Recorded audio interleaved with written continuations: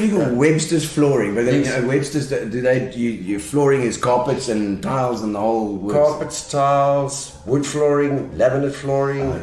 We've got genuine imitation wood flooring as well, which is very popular these days. They call it vinyl. Oh, right, okay. Yeah. Oh, I like that, back into vinyl, you know. Very about popular. It's this stuff that you got on the floor here. Yeah, this is they make vinyl look like this. This is laminate. Yeah, this is laminate. Yeah. So if it goes wrong, I'm coming. From what I know, I mean, I haven't worked there for 5 years, but my wife, she runs the show, so she keeps me up to date with what's going on. I'm sure you had to keep it. Well, so tell me now, is your wife taken over? She kicked you out, or what's the story?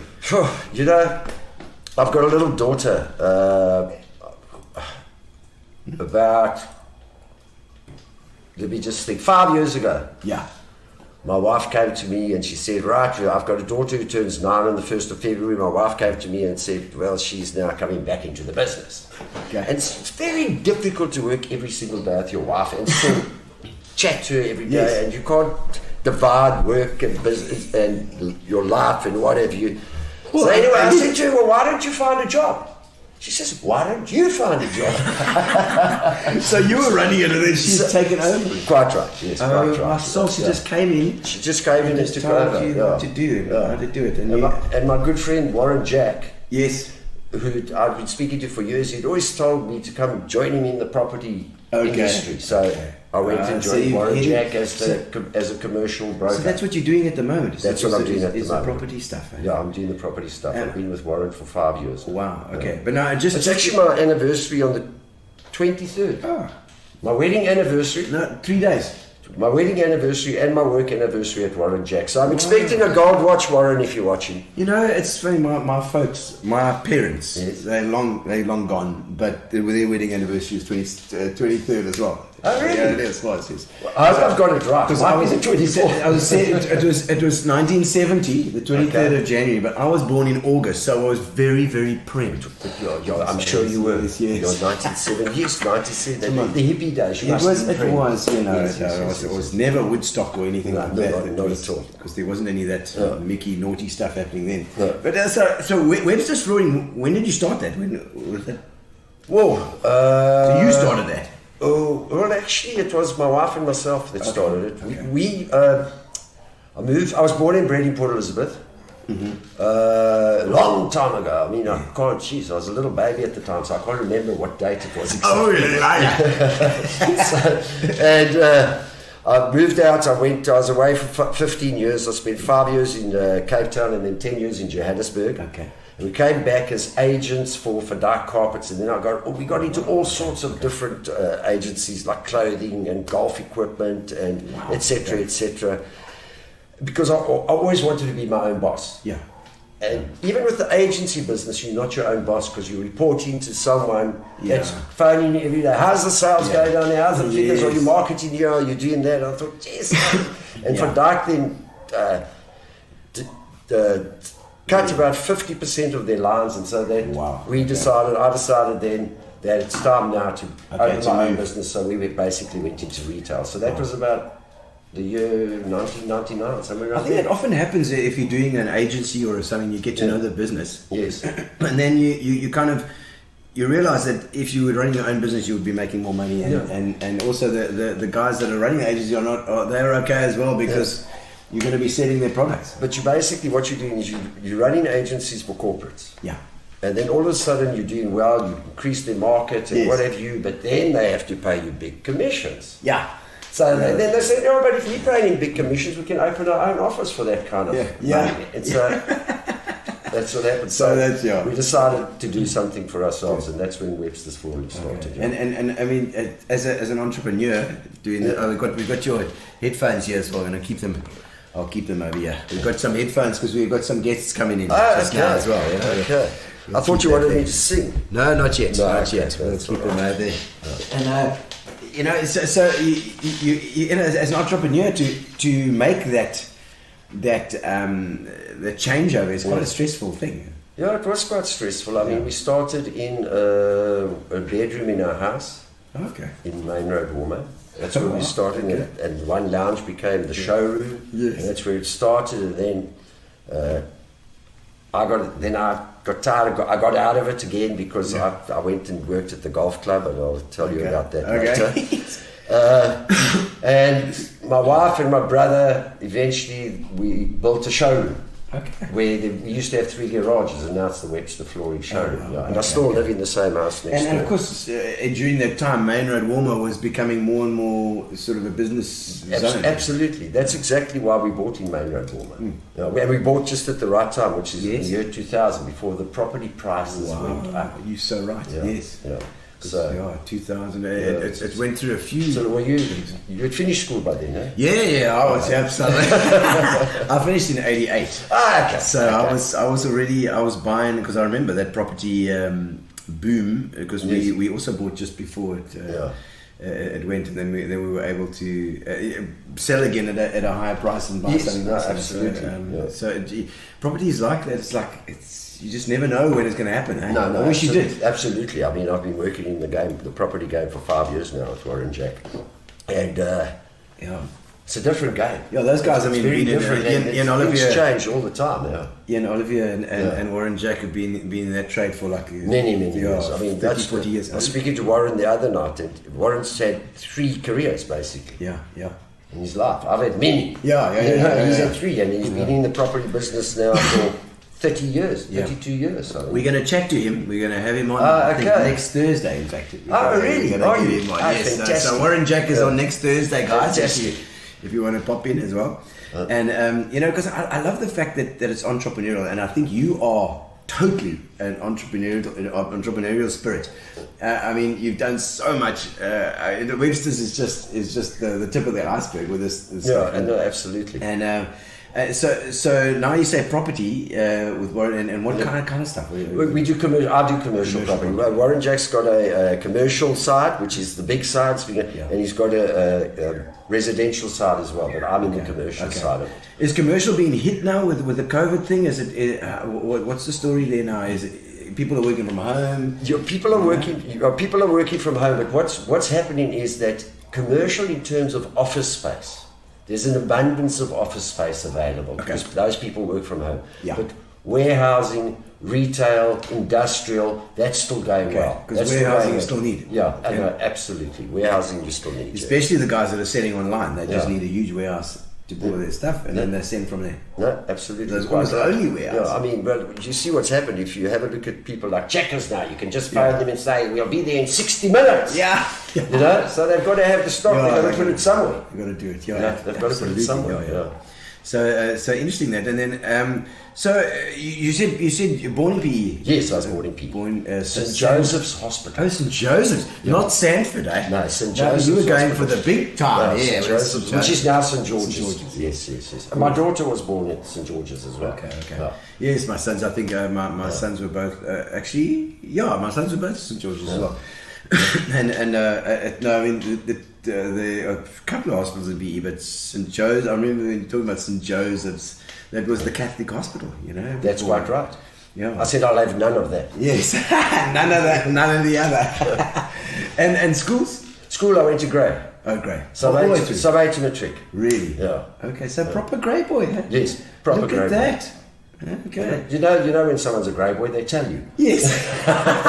We've had many on the show. I'm sure. Most probably about 80%. Most other schools don't learn to talk till they're 30. Exactly.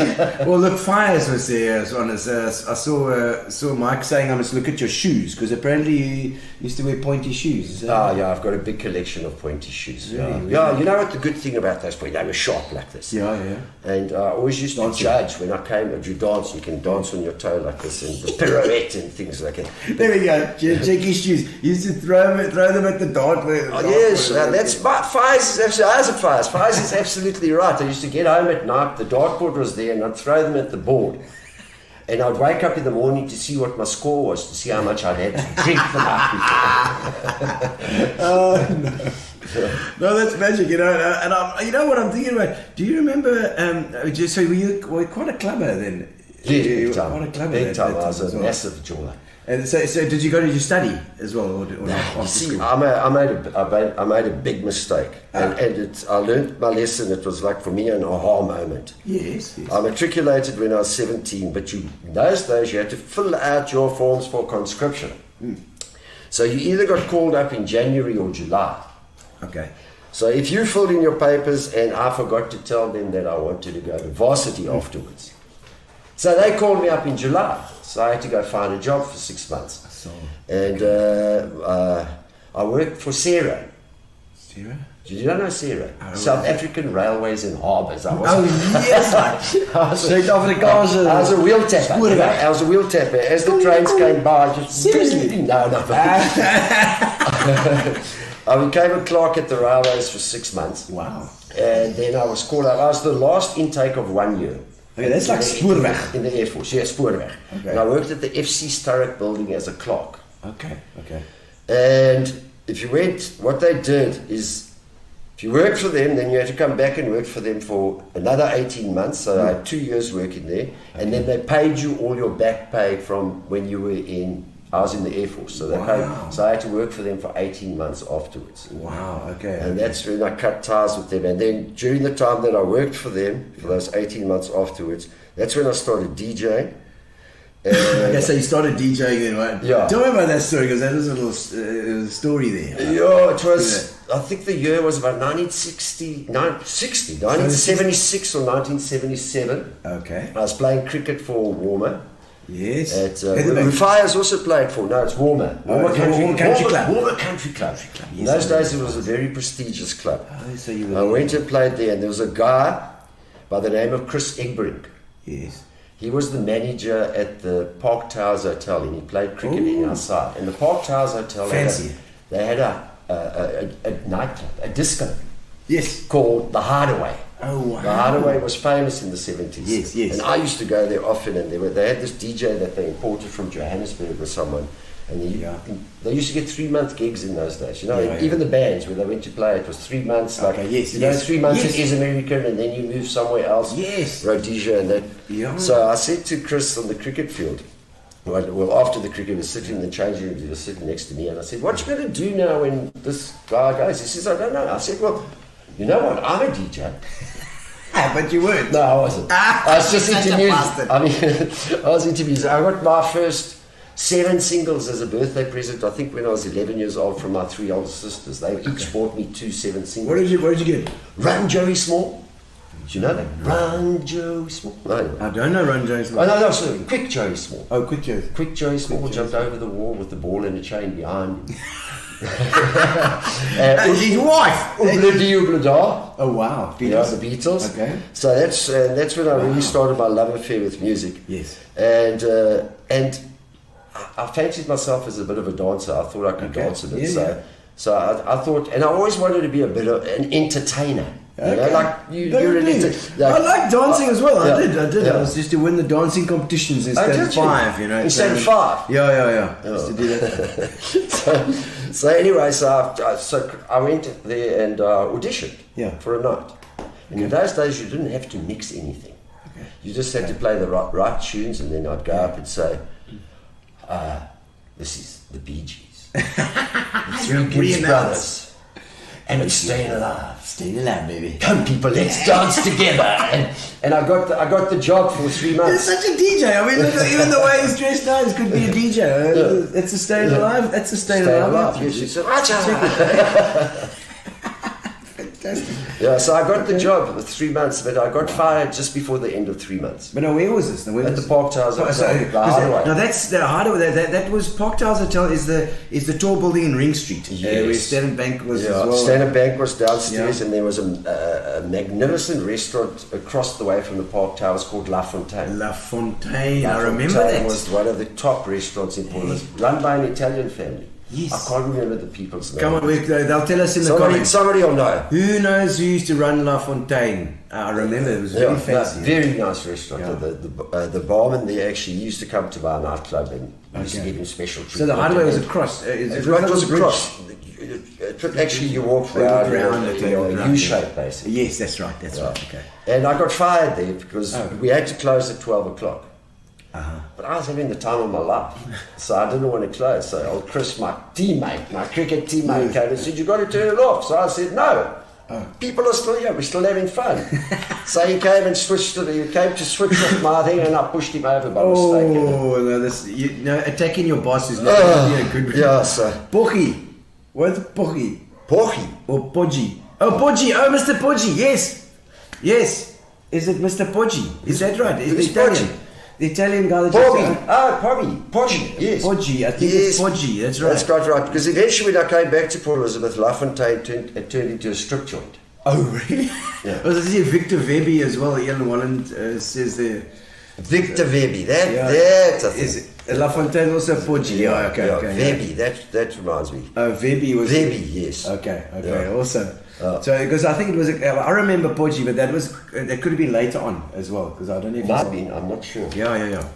And the ranch was just a few meters down the road. Yes, that's quite right. Wolfson, did you go to table 13? Wolfie, I've got to tell you a story about Wolfie. Yes. Later. Should we do it now? No, do it now. Because, I mean, we're getting onto my nightclub life, and Wolfie and I, we were in the same cricket side. We played at Warmer. When he was at Varsity was UPE, had very strong cricket section, and they used to have 2 teams in the Premier League, but they never played on Sundays. Yeah. So we had a Sunday league, and we were allowed to take some of those students and come play for Warmer. Okay. So Wolfie came and played in our side. Thanks. Nice shirt, Garth, quite loud. Thanks, Don. So Wolfie came and played with us, and by that stage I'd closed Golden Takkie, and I'll get back to that one. And I'd opened a new restaurant called Extension 1, and that was when Wolfie came to the nightclub with us on a Saturday night. And Wolfie showed us his party trick, which was to eat a beer glass. Wolfie used to alive. Wolfie used to eat beer glasses as a party trick. No wonder when he played cricket, he used to bowl so many wides. He thought he was bowling cutters. I'm sure. I wonder what your colon looks like now, Wolfie. No, that's all full of fish now. It's fish tails. Oh, I see. Is that what he does? Yes. Oh man, you know, but you were talking about your dancing and stuff. Do you remember the place in Grey Street upstairs? No, I was out of Port Elizabeth at that stage. That was about the mid-80s. Yes. I was living in Cape Town or Johannesburg. Okay, because I remember a chap with pointy shoes that used to dance well. Okay, no, it wasn't me. So he was following in your shoe steps. Might have been Sean Paul's. Oh, it could be. It could have been Sean Paul's. Yeah. Sean Paul's is normally on. Yeah. Somebody tag Sean. If he's not on already, he should be here as well, because he's often on the show. Yeah. Oh man. Yeah, Sean keeps the whole PE era from that time together with his Facebook site. He does. His Facebook group, he does a good job. It's magic, and he's a lovely, lovely guy. And also, obviously, to do the Ritz at that time. But so you moved. Did you go from then? You were fired from the Hideaway? Yes, the Hideaway. So I was fired from the Hideaway, and then my good friend Ricky Manor, who's Barbara Manor's brother-in-law, he said to me, "Garth, why don't we go open a nightclub somewhere?" So I said, "Geez, I wonder where we can do it." And at that stage, the Summerstrand Hotel, which is the old Summerstrand Hotel, which was the only building on the coastal side of Marine Drive. It's now a block of townhouses. Summerseas, yeah. That was the Summerstrand. Yes. And during the Christmas period, every year they used to open up a place called the Carousel. Okay. Yeah. So it was mid-January, and they had just closed down, and we decided to go see, Ricky and myself decided to go see old Slimnowski, I think his name was, the owner of the hotel. Okay. To say, why don't you let us open a nightclub here? Yeah. So anyway, so Ricky and myself went there. Okay. We weren't prepared as youngsters, we weren't really prepared. And we went there, and it's the case of bullshit baffles brains somehow. And we went and we sat in his office on Slim, and he said, "Well, what you got to offer me?" So I said, "Well, I'm a DJ. I've got everything. I've got a disco, got the sound. I've got all of the stuff. The records. All we'll do is you take all the bar money, and we take the entrance fee money." Yeah. So it's perfect. And what's your nightclub called? I mean, what's your disco called? He said, Jeez, we hadn't thought of a name. And I was sitting there and I had a pair of golden Takkies on. Yeah. And I looked down at my Takkies, like, it's a golden Takkie. And then it became the name Garth's Golden Takkie. And I still get people calling me Takkie today and shouting Golden Takkie. And that was in about 1979. Gee, was it? Yeah. So then so I said, when would you like to open? And this was about the Tuesday. I said, well, we could open next week Friday. Yeah. Because it's only going to be Fridays and Saturdays. Oh, right. It's Fridays and Saturdays. All right. So, no, that's perfect, Joe. We said it was a handshake. Yeah. Off we go. I turned around to Ricky and said, okay, we've got the gig. Yeah. We don't have turntables. Oh. We don't have speakers. Nothing. You got nothing. We don't have lights. Yes, you said you got everything. You got bugger all. Yeah, we got records. All I've got is my records. So anyway, we bought a turntable desk and what have you, and we had to now decorate this whole place. Was that double turntable back then? Yeah, double turntable. Yeah. You got to put one on and then mix. Did you have a mixer in between or not? Those days, yeah, there was a bit of a mixer, but they never used to mix much. In those days, you'd like play something like you just fade in. Amy Stewart, Knock on Wood. You know? Yes. Knock on wood. Yeah. So anyway, and so we say, now what are we going to do? So I said, we go and we bought this desk.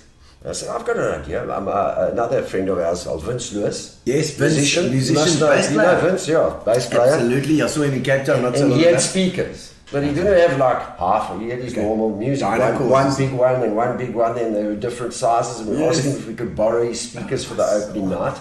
Good old Vince. So we borrowed the speakers. Then we had to get disco lights flashing on and off. Yes. Luckily, Ricky was a electrician, so he knew how to sort that out. But we had to get decoration. So what what Ricky did, because my hands... Did you get those long, thick cables with bulbs on them? No, something similar to that. What happened, I mean, my wife's the handyman in the house. She's got all sorts of tools. She's a beautiful woman. I mean, she looks after everything. If there's a bolt loose, she'll unscrew the thing and what have you. Yeah. And so we took coffee tins. Yeah. We painted them black. Like Frisco. Yeah, big ones like this paint. And we put the different colour lights and bulbs inside the coffee tin and joined the electrical cable and stuck it on the ceiling. Now we just couldn't have that. Yeah. Because it's just, it's empty, so nothing. So in those days... Jesus, this is a long story. No. So, you're actually taking a flat chance here. No, we're taking a big chance. So the milk bottles used to be milk bottles, and they used to have those foil tops on. Yes.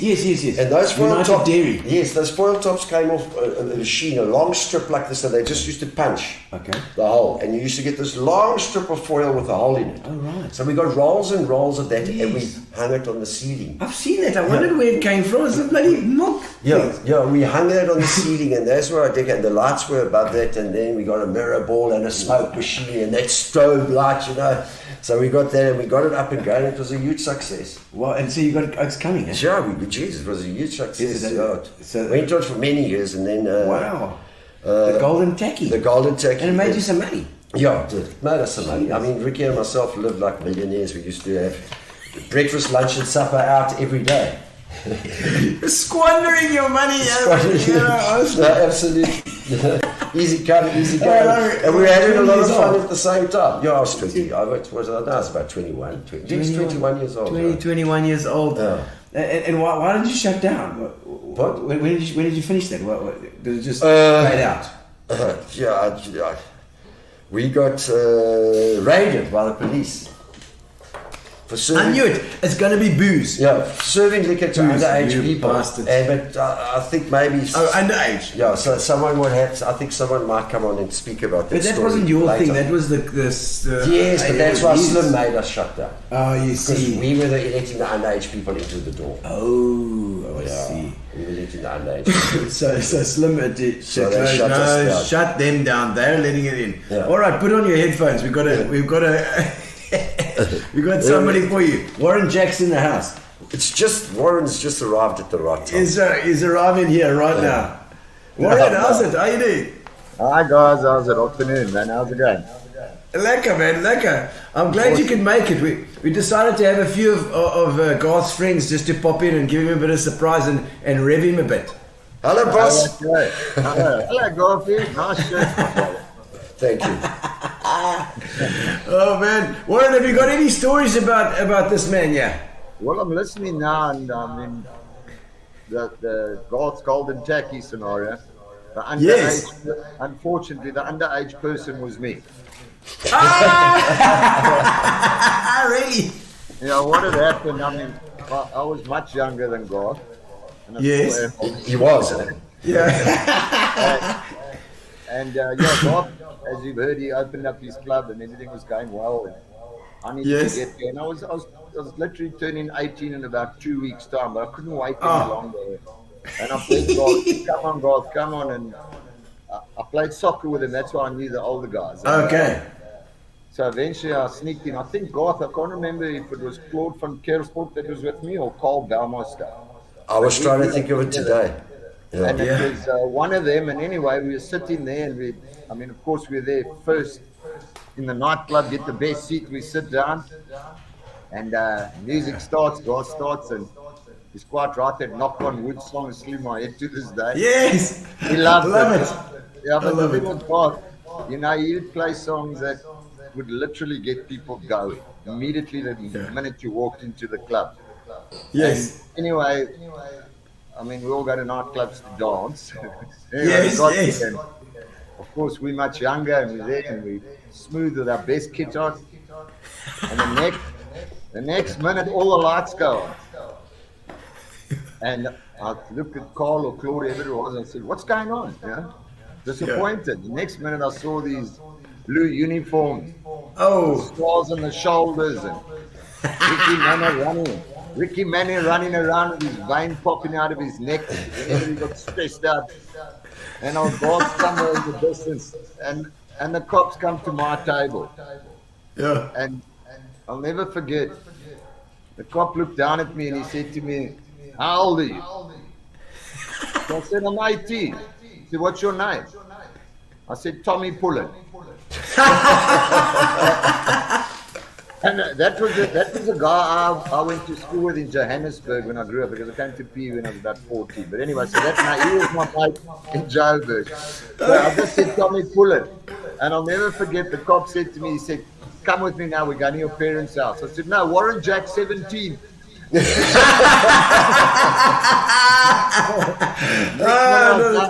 Next minute I was down at the law courts with Garth and Slim and Ricky and all of them.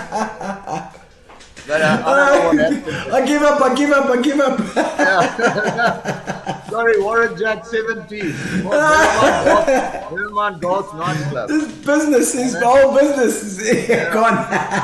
Yeah, as I said, it ended up in court, but obviously didn't go through the procedure because I think Slim and Ricky and the judge and Garth made an arrangement or something. They just came out and said, "Okay, that's it, the club's closed." Yes. So that is so funny. Thanks to you, Warren Jack. Indeed. You could have been a millionaire. He was living like a king. I remember it was about 100 years ago. I mean, it's cost me $2.50. But There you go. And then also with Garth, something that always sticks in my mind, and we still laugh to it these days. As Garth says, he was in the music industry, and he came down to Port Elizabeth, and obviously got to know one or two guys. And Garth, being quite a player and running around, and hooked onto me, or I hooked onto him, and all of a sudden we were mates. And he introduced me to golf. So he was in the music industry those days. He had a Mazda 323 with a hatchback at the top. I know that one, the square one. Yeah, well, I don't know. It looked more like a sand shot. Anyway. Yeah. You lift the hatchback up, and in the back there was two speakers. I mean, the size of these speakers were, I think they were worth more than the car. So what do you do? I was sitting at Alex School, and if you sit in at about, now Garth had always wanted to play golf, but he's a rep, so he's got time on his hands. I'm at school. Yes. So, the next minute I get a ping ding of the alarm. The principal calls out, "Warren Jack, come to the office, please." So I get to the office. They say, "Listen, your uncle's passed away." So I said, what do you mean your uncle's passed? He said, your uncle's passed away, but your other uncles have to let you go, Uncle God. I go outside, get in the car, and off we go. And that car would be pumping with that song, Hollywood God, remember? Gino Washington, Hollywood, yes. Is it Gino Washington? Yeah. And yeah, you are. There we go. Gino Washington. I'm going to have to go and look up that song now. I tried to look up that song today. Gino Washington. Yeah. There's a lot of Gino Washington, but that Hollywood song, nowhere to be found. Is it? But I'll sing it for you later. We drive down that 3rd Avenue dip. And those days the road wasn't as good as it is now. And God had this Hollywood song playing. Remember, HOLLYWOOD, Hollywood. Hollywood. Just like I pictured it. Yeah, that's it. And there you go. Bereavement for your uncle. I can't believe you're lying bastards. Thank you, Warren. You're good in the property game. Excellent. And we'll see you next Thursday, Warren. You're in the studio next Thursday. We'll have a good chat about your history as well. Right, thanks a lot, guys. Well, hopefully, Garth's got some embarrassing stories about you as well. So we'll check next week. Yeah, I've got quite a few. Thanks, Warren. Thanks, Wogsy. Oh my word, yeah. I don't know if we're gonna. We're talking a little more about, but that's that's very funny. So you closed down your club.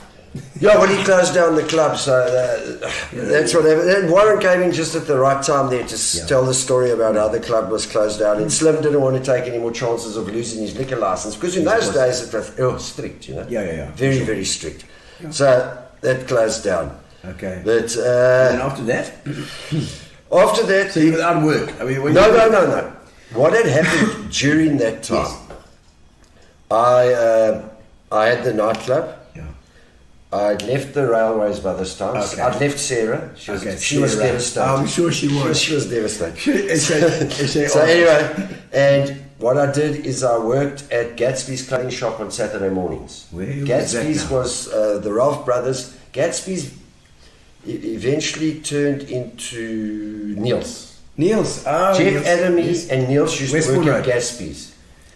And they then opened their own shop called Niels in Grace Street, right next to where Michael's Record Bar. Yes, Michael's Record Bar, because of course that was the father of Mike Simmons. Yeah. Stompy's dad. Yes, Michael, lovely guy. And to DJ. Yes, that's his sister. As well. They Michael's Record Bar. Yes, quite right. He was a lovely guy, Michael. He was very theatrical and artistic, and he always used to act in the plays in Port Elizabeth at the Opera House and what have you. Elise Fish. Yes, that's the one. Where is she? I haven't seen her. She's in Joburg. She was on the show. I love her. She used to work with Stephen Bishop a lot. Yes. The Bish and the Fish. Yeah, the Bish and the Fish. That's right. And so then I decided, no, well, I've got this on Friday and Saturday nights. I work there on Saturday mornings at Gatsby's selling clothes, because clothing has been a big passion of mine all my life. I see. It's clothing, music, and sport. Love it. That's my life. Love it. And my wife, of course. And my wife, and my daughter was saying hello just now, Ruby. Hello, Ruby. How are you, my darling? Ruby Olive Webster. Oh, lovely. Yeah, there's it. And so anyway, then I decided now I needed to look for a job. So I went to an employment agency. Yeah. And she asked me, this lady, she was very nice in Main Street, Port Elizabeth, Govan Becky, yeah. Queen Street originally, I think. Yeah, it was. Yeah. And I went there on the 3rd floor, and she said, wow, you're into your music, you're DJing, and there's a guy in town right now that's looking to employ an area sales rep to run the P office in the music industry. Okay. The music industry was selling records, tapes, and 7 singles. Mm-hmm. So she said, let me phone him and see if I can get you an interview. So she phoned him. I went for the interview. I walked in to his office. It was in the old Mutual building on the 6th floor. Wow. Above the CNA was, yes. The CNA. On the 3rd floor was Carlo's Coffee Bar, which was our big hangout in the 70s. It wasn't the one on the bridge across? No, that was in... later on. Yeah, that was later on. Yeah. And I walked in there, and the guy's name was Peter Cook. Okay. And I've got a lovely story to tell about Peter Cook.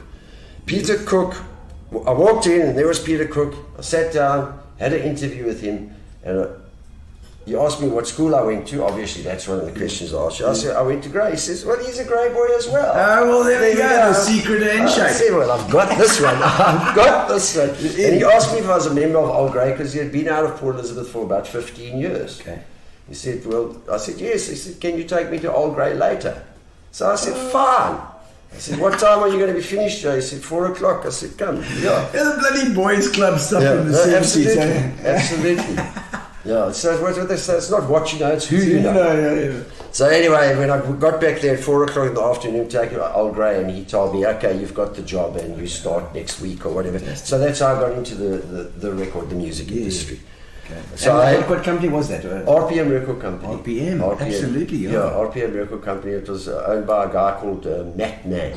Okay. Matt Mann in those days was one of the 10 richest men in South Africa.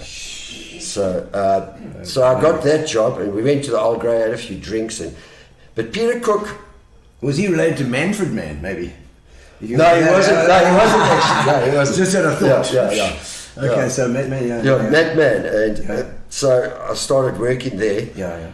And the story about Peter Cook is that a couple of years later, it must have been a year and a half later, him and Martin Locke, I don't know if you remember Martin Locke, who used to Pop Shop. Pop Shop, yes. And Martin Locke was the head buyer for C&A Records. No way. Throughout South Africa. No wonder there's always Martin the Pop Shop. That's quite right. So he was the head buyer, and Martin Locke and Peter Cook were the first guy to bring the rebel cricket tours into South Africa. Wow. Mike Gatting's side, I think they must have come in about 1983. Jeff Boycott.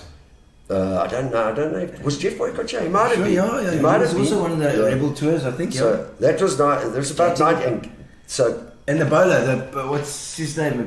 Both of them. Wasn't both of them never came on one of those rebel tours. So it was Mike Gatting's side. The first year, Peter Cook and Martin Locke were the guys that brought the end.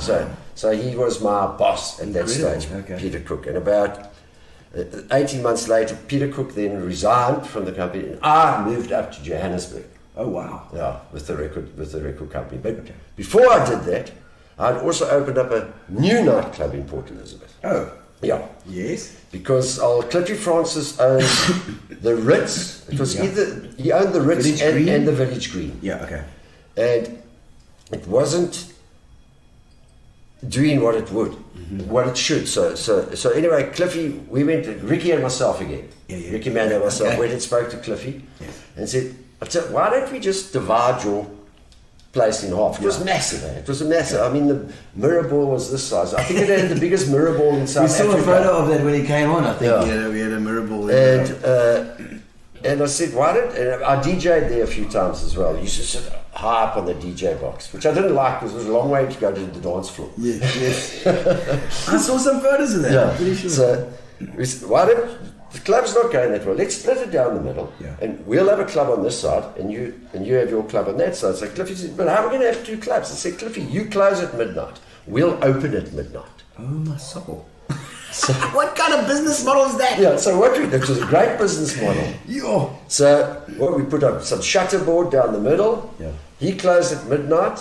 All his patrons then went around the door, walked around the block. This was in Everett Street. Walked down the next set of stairs, and they came to our door, and they had to pay to get into our nightclub. Pay twice. Yeah. So and we had that, and we used to stay open from about midnight till the last person left, 5:30, 6 o'clock in the morning. That's insane. Yeah, 6 o'clock. Sometimes I'd get home at close up at 5:30 in the morning, and then we still used to go across the road to Its Country.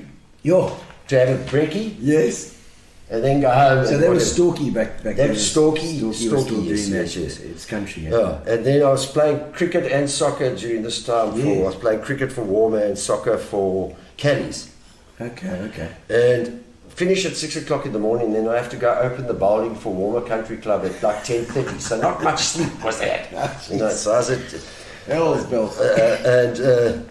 And that also eventually got closed down. We were raided by the police for selling illegal booze. Of course it was. Yeah, Because you had to do those, and that's when Cliffy went to jail, I think. No, Cliffy never went to jail. It wasn't Cliffy's fault. He did, But he went to jail for something that he did. Might have been, yes, it was connected with our place. Okay. That's right. It was connected with that whole thing. But what happened is we were advised, we had like some inside information that the cops were coming. Oh, so you got a tip or you didn't tell Cliffy? No, we didn't tell.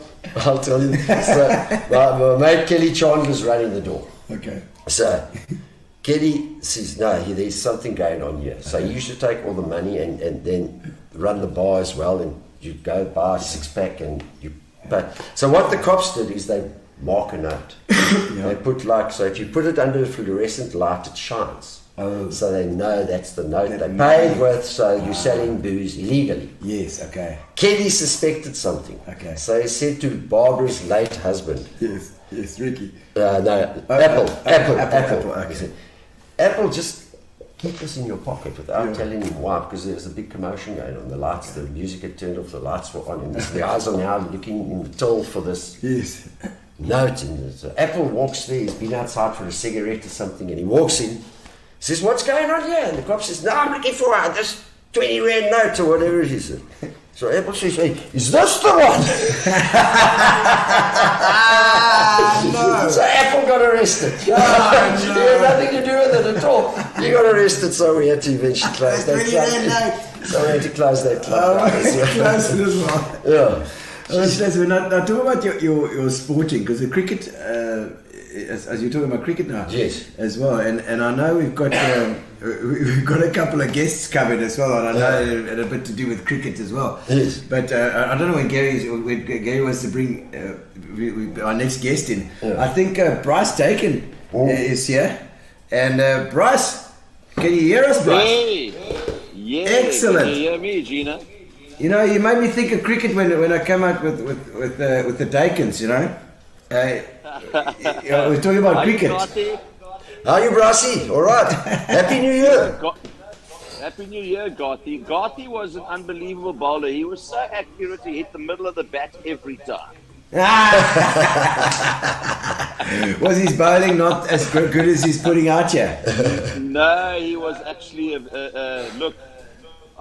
pretty much like Warren. I'm younger, so, you know, we couldn't do the Is Americas. My brother and my sister were older. They used to do the Hardaways and the Is Americas and the Garth's Golden Takkie, and we were just that little notch a bit younger that we couldn't quite get there, you know. Yes. But we used to hear a lot of stories about Garth and his cricket, and as he says, he is, if you want to go and do any sports trivia, take him on your team. Yeah.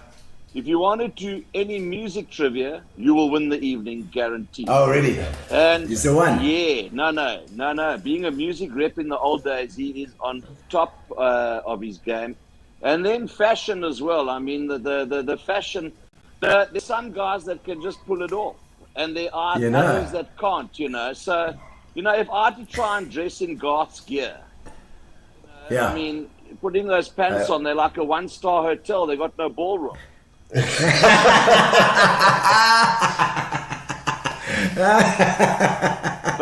Garth he's a fashion guru, and you know, I met Garth properly when he came back from Joburg to PE. We were all playing golf at Humewood in those days.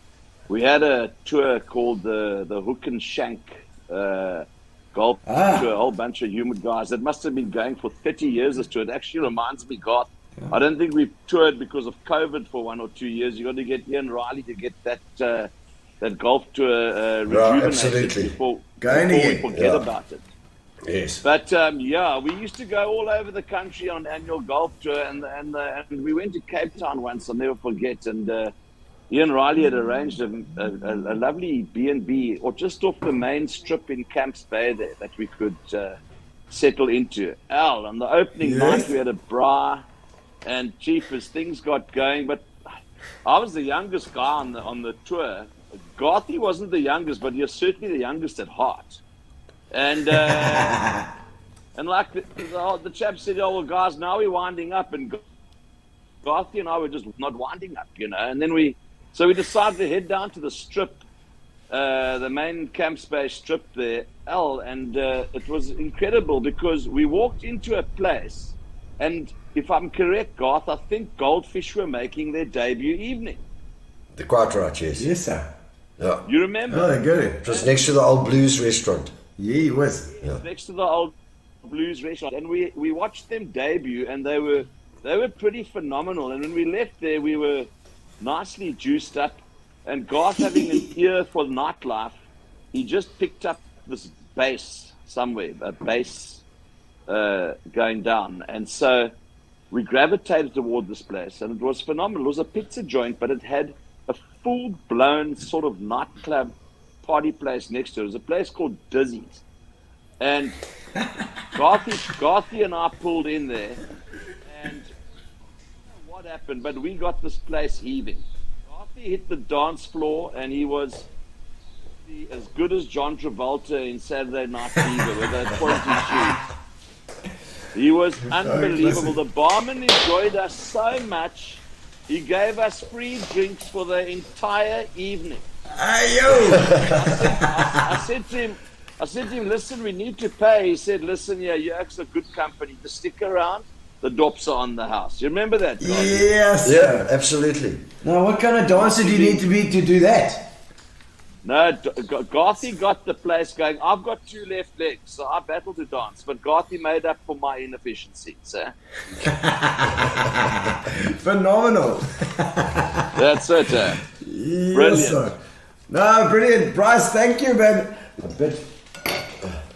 I started sport at a young age, right? Under 10, playing cricket and rugby at Grey. Okay. Then it just carried on from there. Then I got a serious neck injury, so I couldn't play rugby anymore. Oh, okay. So when I was under 15, I was a hooker. Oh, yeah? Not, unlike my sister. so anyway, so I couldn't scrum down. I dislocated a vertebrae in my neck in standard 8. Crikey. So I had to give up rugby. Jeez, man, so it must have been a bad injury. Yeah, it was a bad injury. I was in traction. It was so bad, as a matter of fact, I never had to write my my standard 8 finals. Yo. They just put me straight through. Were you playing against Worskell, Framesby or something? No, it wasn't even on the rugby field. Oh, really? It was in the diving pool. Oh, my word. So what used to happen in the diving pool, someone would go off the top board and make a bomb drop, and then you'd dive through the splash. Oh. Okay, Oh. this guy came up too quickly and I connected his head. Oh. Our heads connected and so I ended up in hospital on traction. Yeah. So I gave up, and then I started playing soccer at Westview. Okay. So that's where my soccer life started. Yeah. So we played, and in about 1975, just before I went to the Air Force, I joined Callies, and we played in the Premier League in Callies, yeah, in 1975. So that's like serious soccer, eh? Yeah, and then I played my last Premier League game in 1999. So I had 24 years of playing. Gee, I maintained quite a lot, I mean, did you travel a lot? That's it's local Premier League. So it was and Cape. When I was living in Cape Town and when I was living in Johannesburg, it was local. So that's a serious league as well. Yeah. No, it's very good soccer. I mean, out the Eastern Cape, Philip Pneumatikakis was on there. Just there you go. The Greeks are always involved. My fabulous friend Philip, and, who I've known since I was 10 years old. And he played professional soccer. He was a goalkeeper. He was called Ox. He's still called Ox. Yes. Yeah. So he was a soccer player. But the biggest game of soccer I ever played was when I was in Cape Town in 1986. Yeah. The World Cup, I think, was in Mexico that year. So in Cape Town, they used to have a big international league where there was Spain played, Portugal played, Israel played, Holland, Germany, Scotland, England. And wasn't that the hand of God? Wasn't that Maradona's hand of God? 86? Mexico? And so my coach at that stage was a guy called Danny Cameron. Yeah. And there was no Ireland side. Okay. So Danny put together an Irish side. So we played. And we were the outright least favourite to win this whole competition. And we got through and we played in the final in front of about 5,000, 10,000 people at the Greenpoint Stadium, and we won the final. Wow. So that was a great... Such a winner. Yeah, it was a great time, yeah. Oh, geez. Yeah. And there was... tour to Beijing? That was cricket. Oh, was that cricket? That was cricket, yeah. Cricket, yeah. All right. Cricket, started playing 1977, I think it was. I was playing for Walmer Country Club also. Okay. And then I finished my last game for Old Grey in about the year 2000. Okay. And the whole Beijing trip was, it's my mate Billy Preston. His name's David Preston, but we call him Billy after the keyboardist that played with the Beatles. Yes, they played on Get Back. Yeah. Can I just pull myself? Yes, please. Pour. So, anyway. I'm going to try some of this brandy. You can finish that. There we go. Casey is finishing your brandy and your gin. So I'm going to use brandy for this. Very nice, Casey. Casey, I've known since we were like 6 years old. I was about 6 years old when I met Casey. Yeah. At the Union Blues Club. There we go. His dad and my dad were big mates. Okay. So we've known each other for a long time. He's all over the place. Yeah. So anyway, in 1981, I was playing cricket in Johannesburg. It was my first stint in Johannesburg. I was in the music industry at that stage with RPM Records. I'd been promoted when Peter Cook left. They brought me up. And you were talking about David Essex and that whole thing as well. I toured South Africa with David Essex when he came to do his live shows in South Africa. And I was with the record company and David Essex. The Dream Machine. It was just before the Dream Machine, I think. It was after the Dream Machine. Oh, was it after? After the Dream Machine. It was Winter's Tale. Only a winter's tale. It was quite the model. Yes. He's a very pretty boy, and I made good friends with his bodyguard, Bev. Oh, really? Bev. Now, David used to come and afterwards. Bev, a man, Bev. Bev, yeah, he's a guy. Yeah. Okay. I've known 2 Bev men in my life. 3, sorry. Yeah. And his name was Beverly. Actually, Beverly. Yeah. And so I befriended Beverly, and the first night we get there, and after the show, there's chicks all over the show. Oh, really? All over David. Yes, of course. So Bev says to me, Garth, come here, stand with me. What happens is, like, David will have 1 or 2 just sort of start speaking, and those others will want to speak to other people. Yes, of course they do. He was a wonderful man, Bev, great character.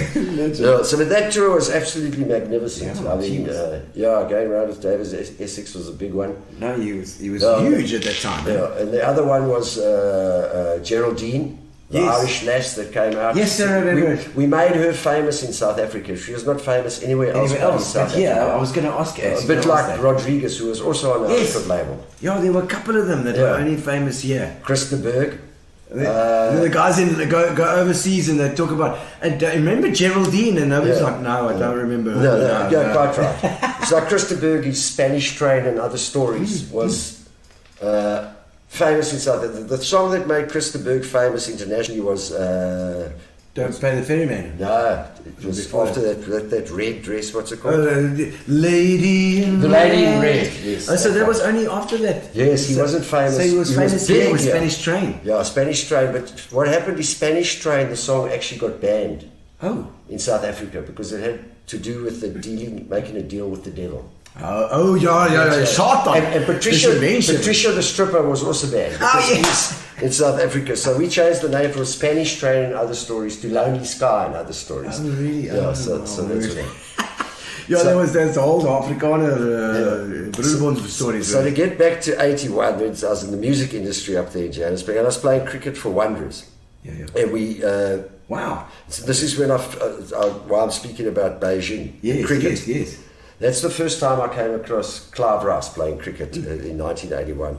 And in those days, they had just started paying cricketers to go join different clubs. So we played against Bedford View, and they bought quite a few big players. And the opening bowlers were Clive Rice and Rupert Spook Handley. Spook Handley? Yeah. Wasn't he EP as well? Yeah, he played. He also went to Grey. Yes. Yeah. And they were the opening bowlers. And at that stage, Ricey was the quickest. Okay, yes. Around. He was dangerous to face. Okay. All right. He was dangerous. I remember We had a guy in our side, his name was Cameron Bocchiglione. Yeah. Cameron was famous for being the 12th man for the mean machine, the Transvaal mean machine the most times, because he was a great fielder. Okay. He was a very good all-round cricketer, but he was a great fielder. Yeah. And Rossi broke his arm in that 1981 game. Holy moly. And, batting or what? Batting, yeah, he was batting and struck him on the arm like this. How hard is it going to No. You'll break your freaking bone. No, the cricket ball's a hard thing, eh? And they didn't wear helmets in those days? No, we very soon found some helmets for that particular game. And I'll tell you the story about Gavin Carty. So anyway, we go there, and I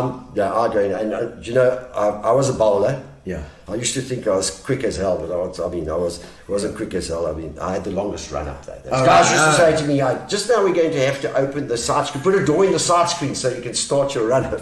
So anyway, I get into bat. Yeah. And I found a helmet somewhere. It's like, I think it could have even been a motorbike helmet.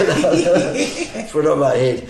And I went to face, and there was Spook Hadley bowling from the one side. I batted 9, 10, 11. That's where I made all my runs when I played cricket, when I batted round. Because that's the only place I batted. Yeah.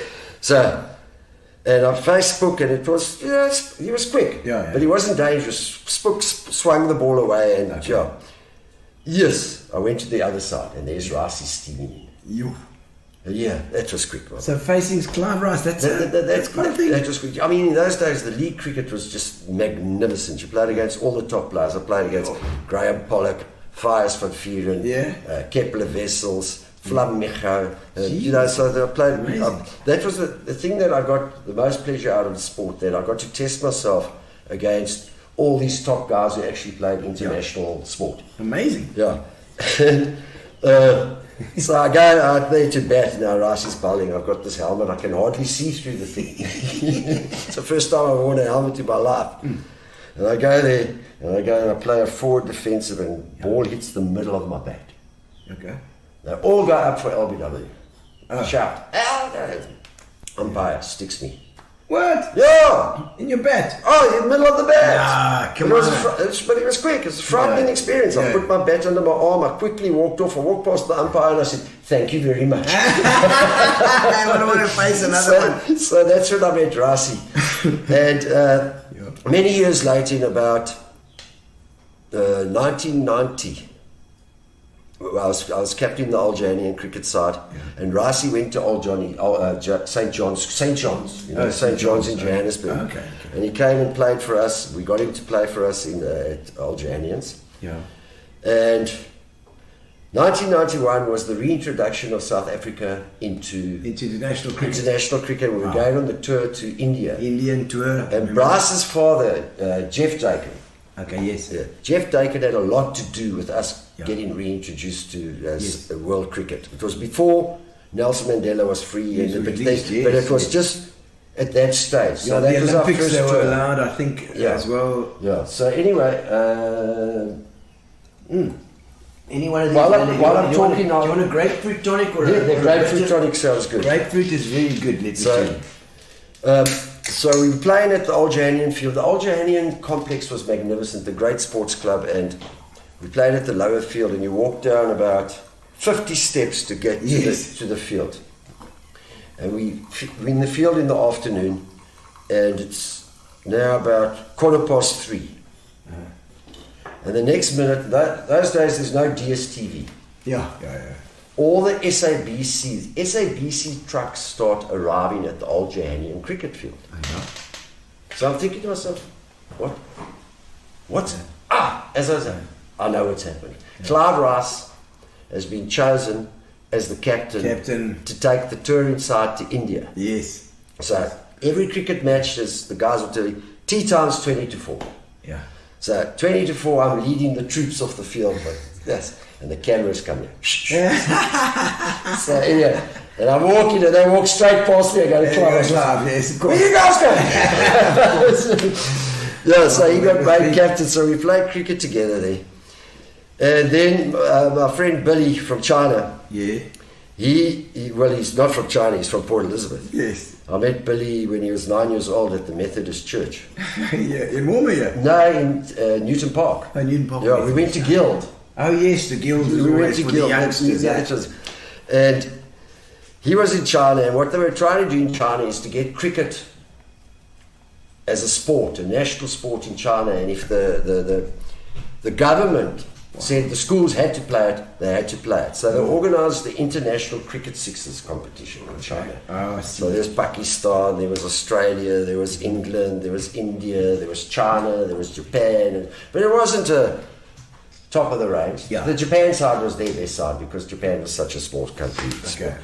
And I was a bit over the hill at that stage. I was 1995, so I was 38 years old. Rasi was about 6-7 years older than me. And we were both past our best. Yeah. And we went to China on the six-a-side cricket tour. What a trip. What a magnificent trip. Rasi, rest in peace, my dear friend, old Clive Rice. Yeah. And Luke Fairweather is a very good cricketer. Yeah. Tony Middleton, good cricketer.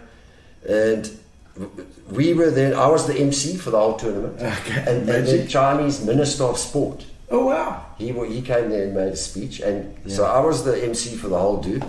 And Ricey was the guest speaker. Okay. And the questions, that's really, Jesus, it was magnificent, absolutely fantastic. It sounded a fantastic thing. I mean, China also is just so massive. Massive. You would have loved it. We go to, at that stage in Beijing, they had the biggest hard rock cafe in the world. Okay. Keith Richards' guitar. Is it? KC would have loved that. 2,000 people inside the Hard Rock Cafe. Gee whiz. Yeah. It was absolutely magnificent. Yeah. Listen, we got a message while we're here as well from. We got a message from one of your mates. Who was it again? It's from Billy. Yes, Billy in China. China from China. Stick on your headphones. Let's have a quick listen. Yeah, okay. And what a pleasure to be speaking to you from Shanghai, China, a country that you visited on numerous occasions and brought great joy to the 3 cricketing fans in China. But it's Dave, a mate of yours for forever and ever. Our relationship started at the Methodist Church, 9 years old, where we joined everything possible that involved choir girls. And I'll never forget that this continued, I guess, until very recently. My question, Bud, revolves around your altruism, which I always found absolutely fascinating. I mean, when I lived opposite you in Cape Town, I'll never forget the joy and the love that you show to the underprivileged, the less fortunate, the dregs. And so my question today is, what made you continuously build up people like Roger, your brother, and of course that magnificent woman, Jane, which I think you rebuilt 3 or 4 times as I watched from my balcony.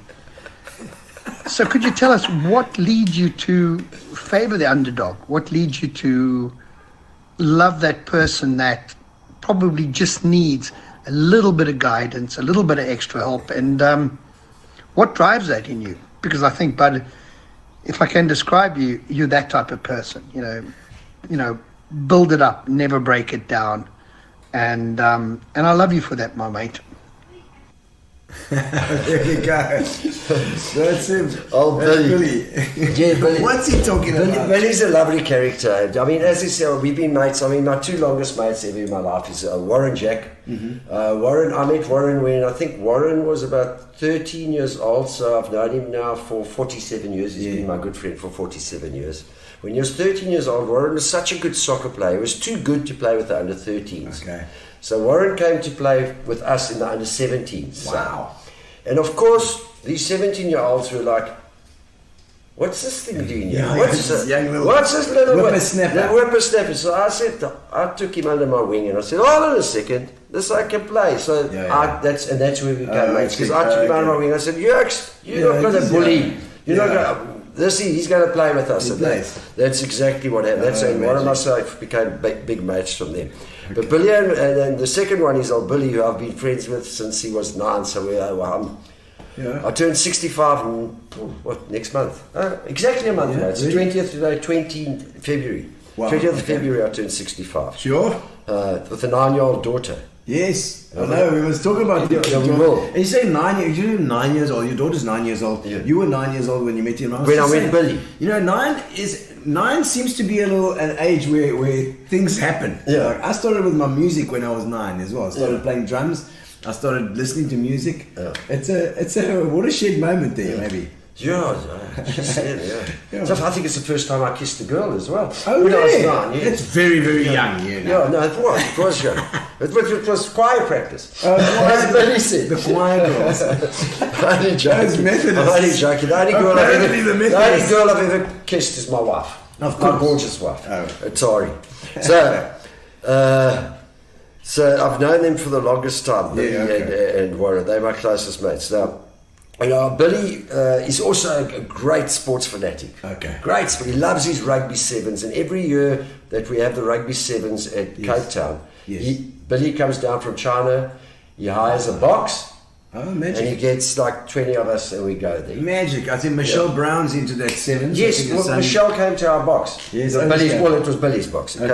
Michelle came to Billy's box that time. Brilliant. And I've been over I've done many trips with Billy. I've been over to the sevens in Hong Kong. It's greatest sporting event I've ever gone to was the Hong Kong sevens. Really? I've been to the Hong Kong sixes, Hong Kong sevens, and the one thing about Billy is he is a bit of a bad luck omen for South African teams. Oh dear. Okay. Yeah. So you He goes every year. He goes to the Hong Kong sevens, and that's the only tournament South Africa's never won. And he always sends a message: Hong Kong sevens again. I'm saying, please don't go. It's Billy. Please don't go. Please don't go. It's Billy. Yeah, that's Billy. So, and we also we went to watch the box at Twickenham. Oh yeah. Yes, Twickenham. Wow. Okay. It was at the time of Henry Honeyball and Gary Tashman. We had Springboks had won 17 games in a row. And then Billy we won the 18th. It was a world record. We were tied with New Zealand for the international wins in a row. Yeah. Or non-defeats. I'm not quite sure which one it was. Yeah. And we went there, Billy and I. Yeah. Freezing cold. Yes. Oh, brother. He said, let's get there early. Billy's always wants to get everywhere. He's in a rush all the time. Billy's like, let's get there early. Yes, we sit in the stands. Look, I've got an overcoat on and scarves and everything. And we're sitting there. And in about the 75th minute, I think England, we had a forward pass or something, and England intercepted and they scored. And we lost. So that was it. Oh, no. The other good trip I did with Billy, 1999. World Cup cricket. Yes. We go to Birmingham to watch us play against Australia. Yes. Cricket side. So it was the tied game at the end, and we got kicked out on a technicality. When Alan Donald got run out with Lance Klusener. Oh, run Donald, run! Run Donald, run! Yes, that's just terrible. So I'm sitting there next to Billy, and we like nervous. We tune, and the first two balls of the over that Klusener gets, he smacks for 4, and we need 1 run to win. Yes. So I say to him, Billy, just relax. It's fine. It's fine, we've done. But the bad luck, Billy, it happened again. We lost it. So Billy, stop going to all those tournaments. Everybody remembers exactly where they were. Yeah. If you can, if you're online now, if you can remember where you were, right, where you were when Donald had to run, because I was at St. Francis Golf Club, the one in the village. We were doing a gig there. Yes. And we were waiting before the gig. The gig was a disaster because everyone was so sad. Everything was a disaster. We were staying in London, and so but we had to get on a train from Birmingham to London to go back, and we were in a train load of Aussies. My word.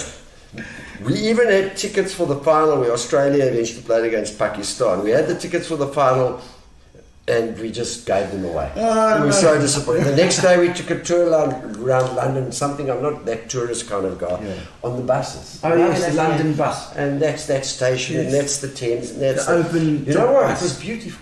Yes. It's the first time I've ever done it, and it was actually magnificent and made us relax. But when we got back to London, the Billy then hired a limo. Oh, really? And took us to a restaurant and we got totally smashed. So. What you have to do. Yeah, quite right. Oh, but no, you know this. Then he spoke about me back in the underdog. Yeah. And he spoke about a guy called Roger. Yeah. Now, when I lived in Cape Town, I had a mate. Well, he wasn't really a mate. It was a guy that I knew from Port Elizabeth. His name was Roger. Yes. Roger King. Beautiful soul. Okay. But I wasn't really friends with him. Roger was lovely, and he heard I lived in Cape Town, and he knew I was from Port Elizabeth. So he phoned me and said, I'm coming to Cape Town. Can I come stay at your place a bit? Okay. Because I said, well, Roger, I've got a 2-bedroom flat, and I've got Yeah. Glenn staying, and I've got myself staying. You can sleep on the floor. So Roger says, that's no problem, you know. That's no problem, gosh. I just sleep wherever I can. Roger stroked. I sleep wherever I can. So I said, well, it's difficult because I've got my brother sleeping on the couch in the lounge because my younger brother came to Cape Town as well. So anyway, a house full of people. Yeah, so I said, no, Roger, come. So we made a bed for Roger behind the couch in my lounge. So it's not a big place. There's 2 bedrooms, a kitchen, and a lounge dining room in Sea Point. That's the one that Billy could. He was across the road. He could straight into my bedroom. Billy was an early riser, and I was like, I just got home from Charlie Parker's at 3 in the morning. And I was working for the music industry there, and I only started work at 9. And like 8 o'clock in the morning, and something. I got home from Charlie Parker's nightclub, and my phone's ringing. And you have to get up to the phone. No, it was lying next to my bed. Oh, the cell phone. No, it wasn't a cell phone in those days. You only had landlines. But I had a long extension, so it was next to my bed. Oh, right. Figure it out. Billy, Garth, I'm on my way to work. Don't you think you should get up? I said, get out of here, Billy! He could spy me from his balcony. So anyway, Roger King came to stay. And he lived behind my couch in my lounge. So, and Roger, he worked. At that stage, I was working in Belleville. Okay. And he worked in the southern suburbs. Oh, so for me, but I used to, every morning I'd drive Roger to work. He worked for penny pinchers in the southern suburbs with another PE guy. It was either Mark or Dave Charters. I can't remember which one it was. Okay. And I used to drive him there, and then every day drive back to my offices. And then after work, I'd go fetch Roger and bring him back. So he slept behind my couch. But it was supposed to be for a little while, but it ended up being a few months. Oh, my word. But poor old Rog, he couldn't afford to pay rent, and I never even asked him for rent. So he used to come home at the end of the month with a pot plant and say, I can't pay you anything. He has a pot plant. One time he gave me his running shoes that have all So I said, you can have the running shoes. So anyway, one of these nights we come home from Charlie Parker's, is about 2 o'clock in the morning. I bring a few friends with me, and we're entertaining. I put the music on, and it's getting a bit loud. We're sitting there having a drink, and next minute I'm with all these people. Next minute this head pops up from behind the couch. From lying behind the couch. There's old Roger. Can you chill it down a bit? I'm trying to sleep. So I eventually had to move out of that flat. All right. So I could get rid of all the guys that had moved in there. All the unluggers. Oh, Roger, But I mean, you've got a whole bunch of, I mean, you must be the only frisbee champ that I've ever heard of in my entire life. What's the frisbee story? That was also in Cape Town. I stayed right across the road from where the Sea Point swimming pool is. Yes, I know the one. And that big common, there's a big green there. Yes. And we used to play frisbee every Sunday. There was a game, and just used to throw frisbee to one another. And then what happened is in America, it became a sport. Okay. So there's you have 7 aside, and there's a field. Yeah. So you throw the frisbee to your teammate, he catches it, he's allowed 2 steps with the frisbee, and he's going to throw it to the other teammate. So it's like a mixture between netball, hockey, and soccer. Okay. And you score a goal like American football when you catch it in the in-goal area. Oh, right. Okay. So that's a touchdown. Yeah, it's a touchdown. Yeah. Okay. So next minute, Lenny Solomons, he came and watched us play there, and he's Sea Point. Yeah, Sea Point. Lenny Solomons. He came, and he had registered us as the Western Province Frisbee Association. So then we discovered that there was a South African Frisbee Association. Okay. So I got my colours. I got a tracksuit for Western Province Frisbee. Western Province Frisbee, baby. Yeah. And it was a great. I've never been fitter in my life. Yeah. Because I was, at that stage I was still playing cricket and soccer, and Sunday we used to play a bit of Frisbee. Yeah. And we went on a tour. We played against Transvaal Frisbee. Yeah. And then from Transvaal we went to Natal. We played a game against Natal in Frisbee. So that was my Frisbee career. I love it. I mean, you said you keep fit now as well. I mean, you're looking fit. Yeah, I am fit. Do you run or do you? No, I don't do much. I Really? just eat well and drink well. Are you like vegetarian or something? No, not at all. I'm a huge carnivore. Is it? Yeah. So but you eat a good balance. Yeah. What's your secret? Because you're looking good, man. I don't eat gluten.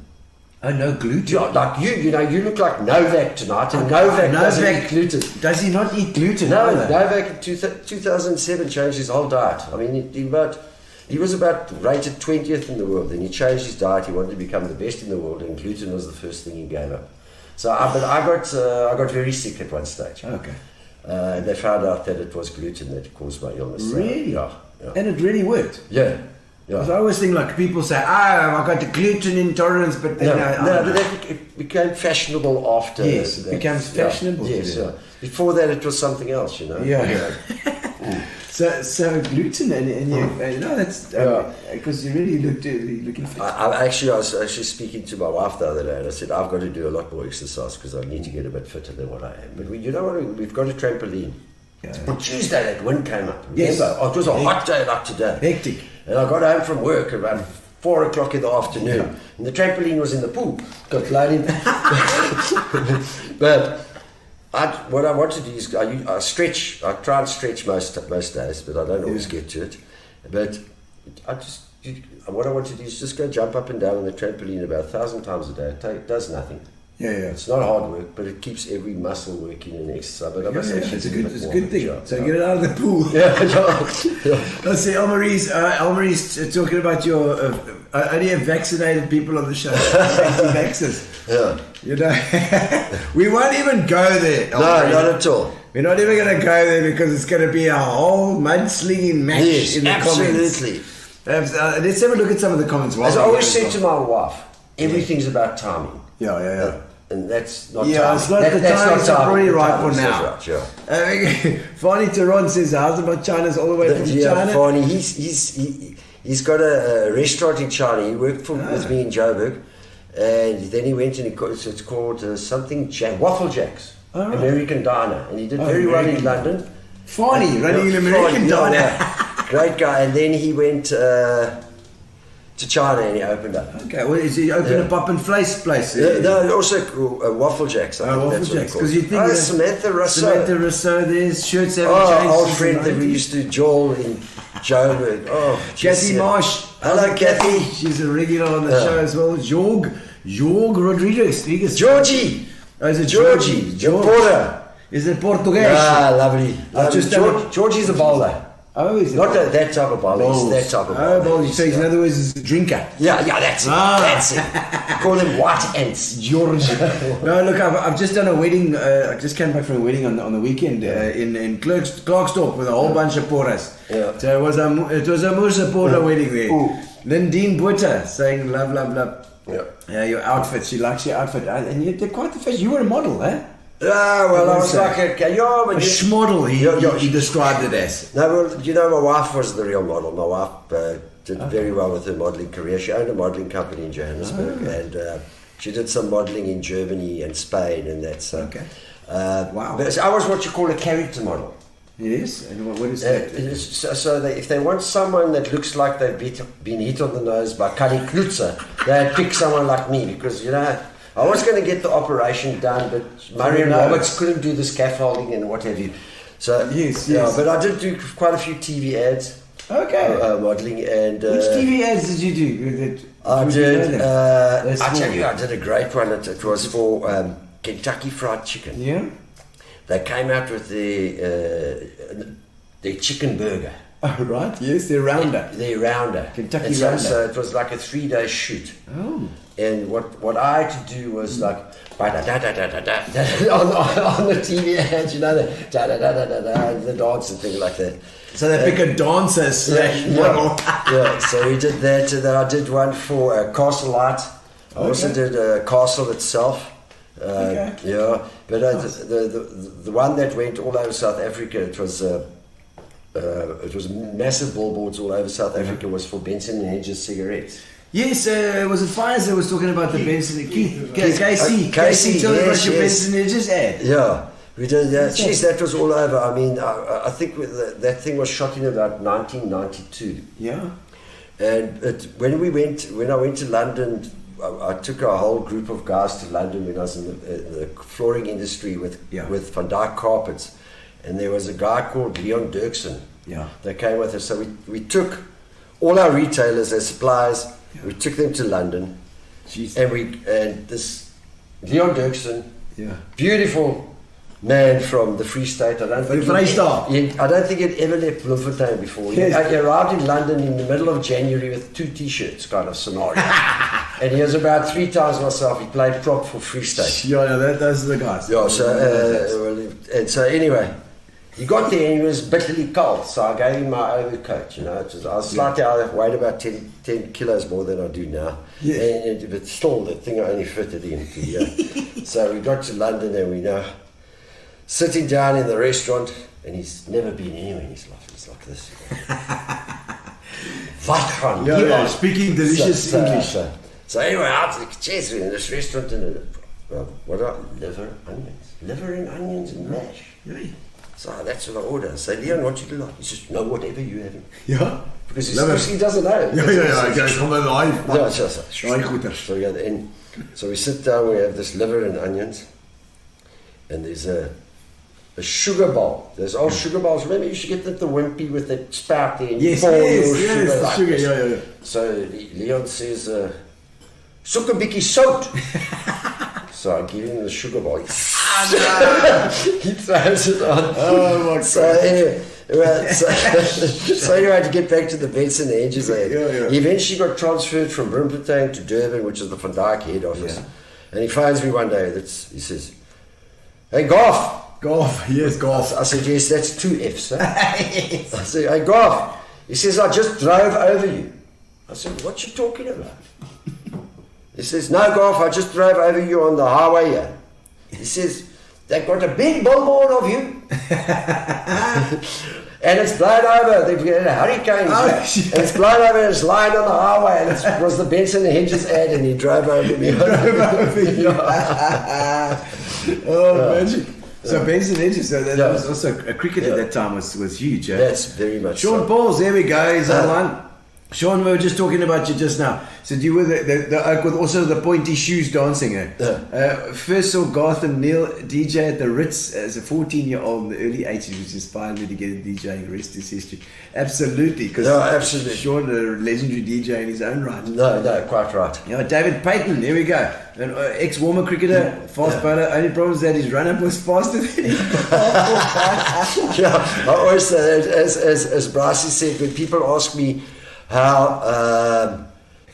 you played cricket, you played with this. How good were you? I said, geez, I was the most accurate bowler. I always hit the middle of the bat. I mean, you can't get better than that. And Fires is out there as well. Jennifer Lindridge. Hello, Jennifer. She is an absolute honey. I love Jennifer. Indeed.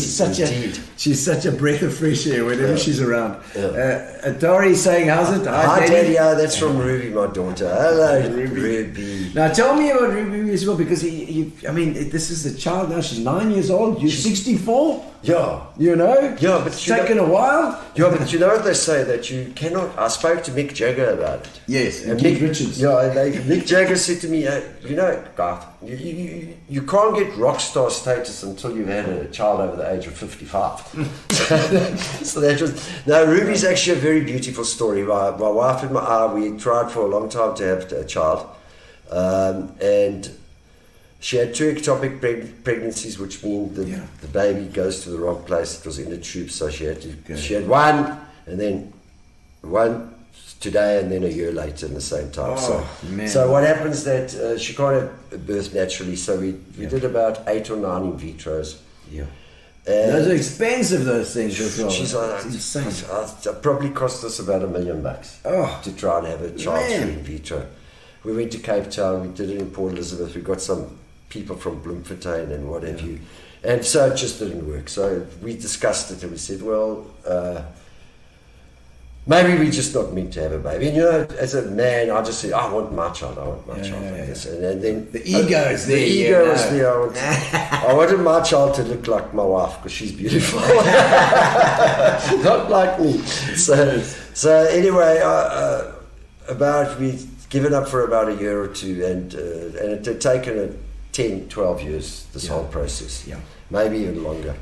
No, much longer, actually, to be honest. It was probably 20 years, the whole drawn out. So. Yeah.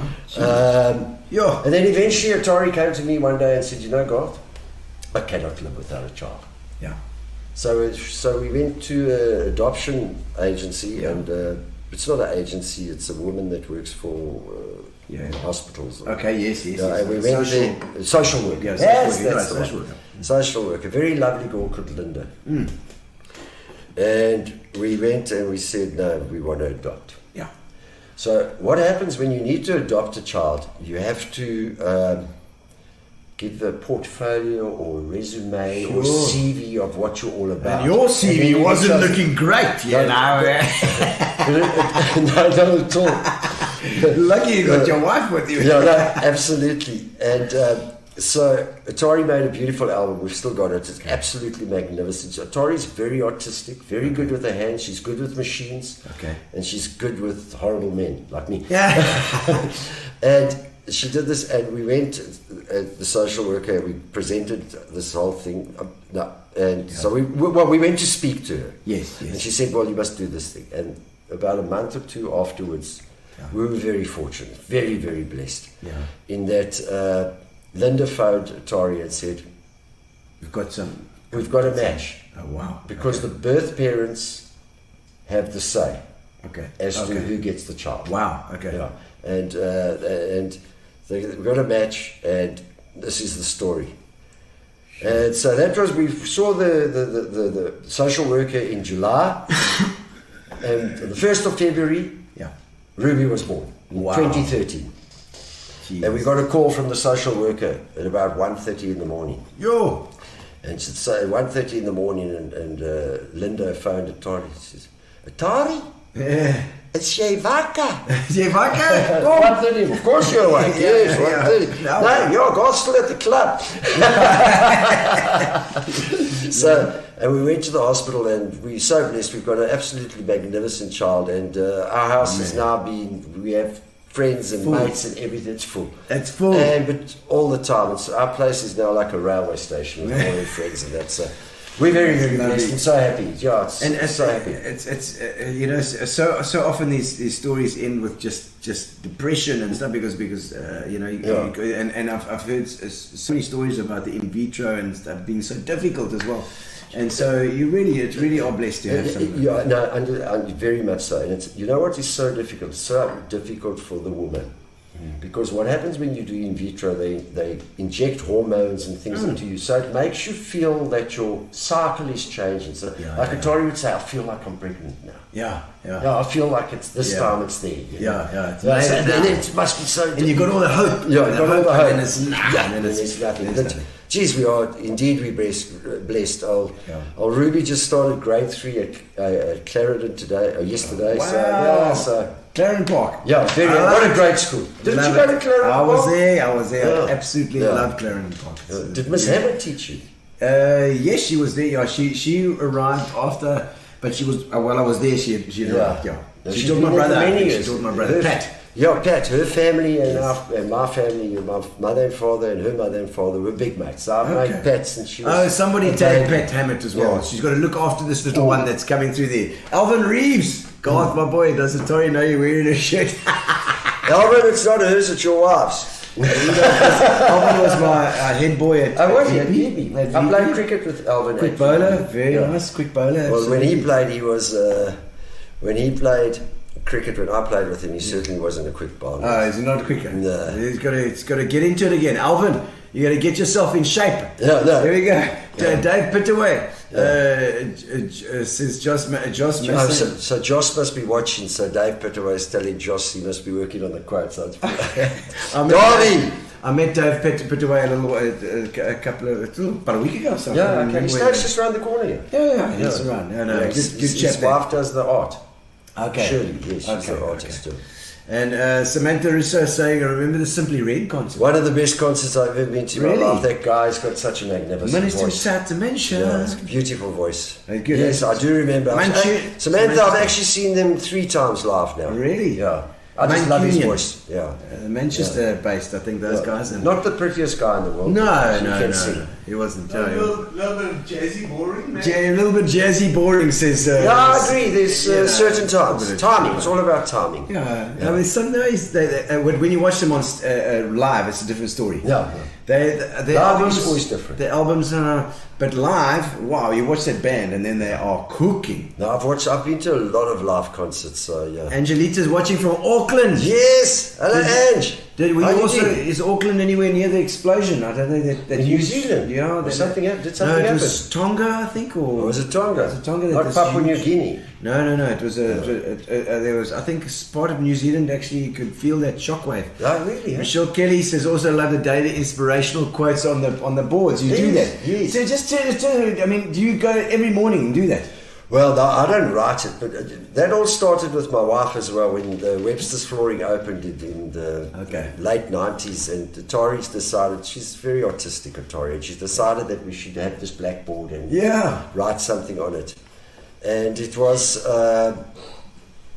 so when she started, I was writing on the blackboard. I was then general manager for Human Golf Club. Jeez, I've done a lot of things. Yes, like as well. Human Golf Manager.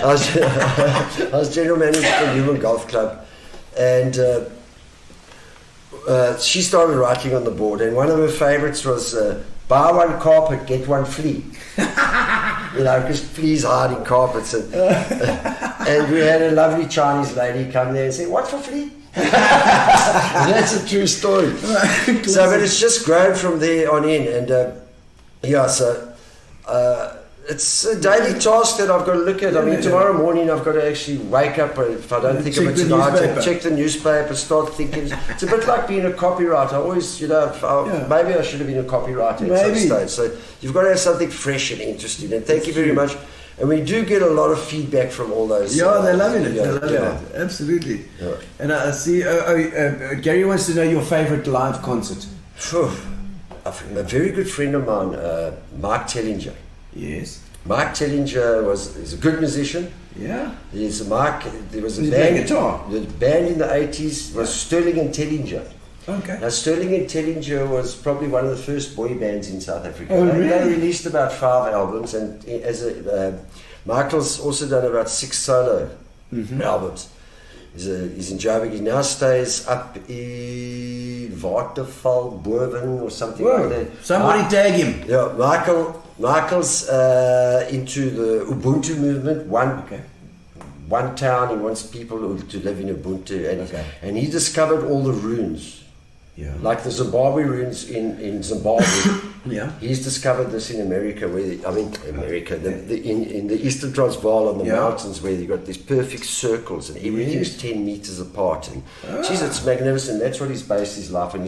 He used to be a pharmacist, but bit of a hippie. Yeah, but he's not so much a hippie, just a person of the earth. Yeah, but he's travelled the world now and giving talks about all this and the resonance and the sounds that rocks make and healing properties of gold and crystals and stuff. So anyway, Deep Purple, Uriah Heep. Oh yeah.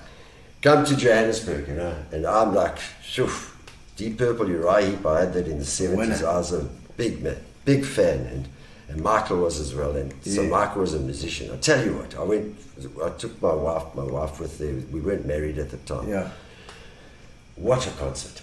Uriah Heep. Well, Deep Purple from a technical and a musicianship point of view, Deep Purple were much. Well, they were tighter, but they were playing with Steve Morse. At that time, I think Steve Morse from yes, Steve Morse band was playing. Ian Gillan was still singing. Yeah, it wasn't Richie Blackmore, but it was. It was Steve Morse was playing guitar, and he is a phenomenal guitar player.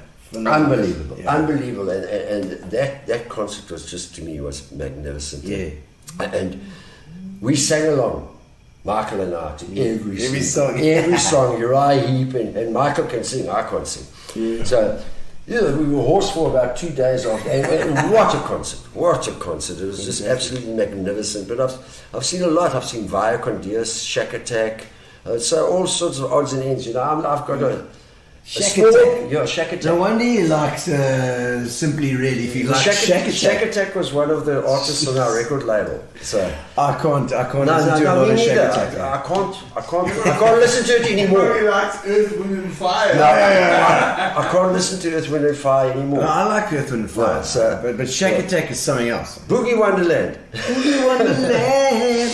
I see Keith Clark had a comment up there. So a quick squiz there. He says. Garth and Tori took my boys to the beach in New Year's while we stayed at the Whites in La Roche Drive right through. Our boys were in love for months with the Tori. What a night. Oh, my word. Jeez, Tori, what did you do that night? Yeah, in love because she's so beautiful, obviously. No. Yes, that was a hell of a night. I remember that night very well, Casey. Oh, my word. Real men don't drink pink drinks. Real men don't wear pink shirts either. Yeah, no. Only real men can drink pink drinks and wear pink shirts. Exactly. Yeah. Exactly. Well, I haven't got a pink drink. Cheers, Glenn. No, you're talking about getting horse. But tell us about horses. Because racehorse? Racehorse. Yeah, that's a nice story. so anyway. We've got a few mates up in Johannesburg, and one of them, Liam Kundle, is getting married to Tracy, and the wedding's in Greece. Okay. Now, Tracy's father was CEO of a minerals and sort of company that in London. Okay. It used to all these minerals. I forget the other word now. Yeah. They used to transport these minerals in the freighters owned by a Greek shipping magnate. Gemstones or No, it's minerals and iron ore and all that sort of thing. You moved stuff from all over the world and gold. And you transport in freighters. And so what happened when Tracy heard this guy's daughter got married, our friend, to Liam? Yeah. The guy that owned all these Greek freighters was a guy called Banyagis. Yeah, there's very good Greek. And he owned a yacht of about 54 meters. Okay, and so he was sickling for a bit of cash. He owned half an island, Zakynthos in Greece. Like Bjorn Borg. So he was a bit like Onassis, basically. Yeah, so Aristotle and Onassis. So we go over to Greece, we fly over to Greece, there's 6 couples, we're going on this yacht, 12 of us on the yacht, we each got our own cabin, and we've got, on the yacht are 2 speedboats. Living on cranes, life. On cranes. Holy moly. A helipad, or a staff of 7. Yes, Garth organising this stuff. So anyway, the bridegroom, Liam Kundle, his father wrote, I think it was John Kundle, he wrote The Villages. I don't know if you remember. Yes, that. absolutely. Liam was also in the 70s TV. He's an actor as well, Liam himself. Okay. And he did the Cobra Taps advert. I don't know if you remember the bunch. It was in the 80s. 90s. It's like ringing a vague bell somewhere. The other one was Neil Sundstrom, who's a director in the movie industry. Neil, he's still doing that.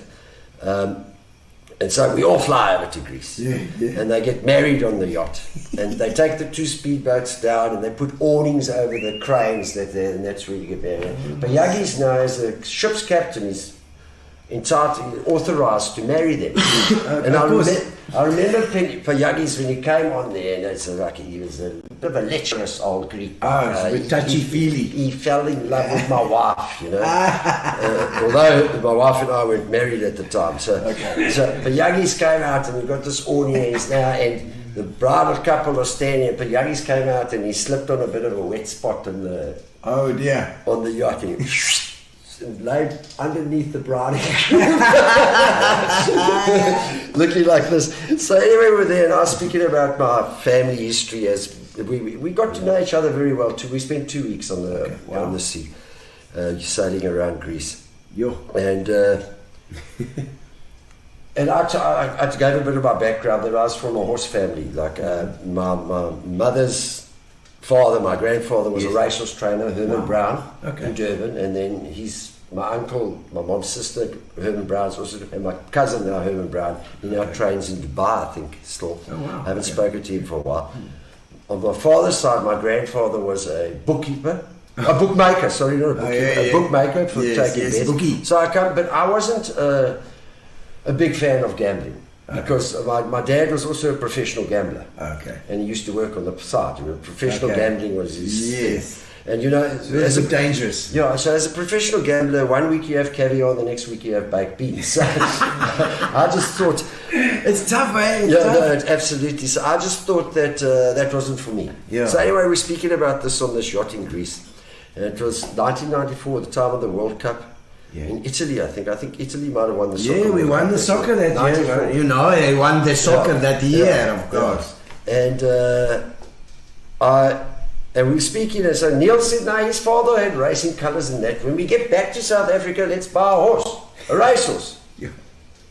And I say, as you do when you're on holiday and you're browning in the sun, and sun only goes, sounds like the sun goes down at 10 o'clock. But this yacht was magnificent. She's at 54 meters. At that stage, it was the biggest yacht in the Adriatic. So every time we dock into a new port or a new island, the people would just like come in. Yes, sir. From that town or from other yachts to see who's the celebrity. Who are these celebrities? So we used to give everybody a chance. Who is this Garth Webster? That wasn't me, man. So anyway, so we decided to buy a horse. So we come back to Joburg, and the 2-year-old sales are in August. And the 2-year-old sales with racehorses, it's ready to run. Is that the one ready to go? Ready to run. It's not 1 year where you've got to... So we go there, and they give you a book about this thing, a catalogue of all the horses that are for sale. It's good. So telling you everything about them. The 4 of us. Liam, Neil, Andrew, myself. You're the guy by horse. We've just been on the yacht. So anyway, we go there and we start looking at these horses. Lot number 1 to lot number 272. So they auction each horse. We go over and look at it. I really don't know what we're looking for. So anyway, we saw this horse. It was like sprat. It was jumping like it's on hot coals. It was dancing like a hot coals. It had 2 grooms holding it, and there was another groom sitting on his back, and it was like, So they give you a history. I still remember it was lot number 54, and they give you a history of the sire and the dam, and it was Del Sartre. Del Sartre was the father, and Art Nouveau was the... Art Nouveau. was the... So we decided, now we want to buy this horse. Yes, of course. It looks lekker. This one looks lekker. Yeah, it looks nice. So we sat and we chatted, and then we go inside, and it's the auction, and our budget's 15,000. We got 15,000 rand in 1994, quite a lot of money. It's a lot of money then. So we go in there. It's Neil, Garth, Liam, Andrew,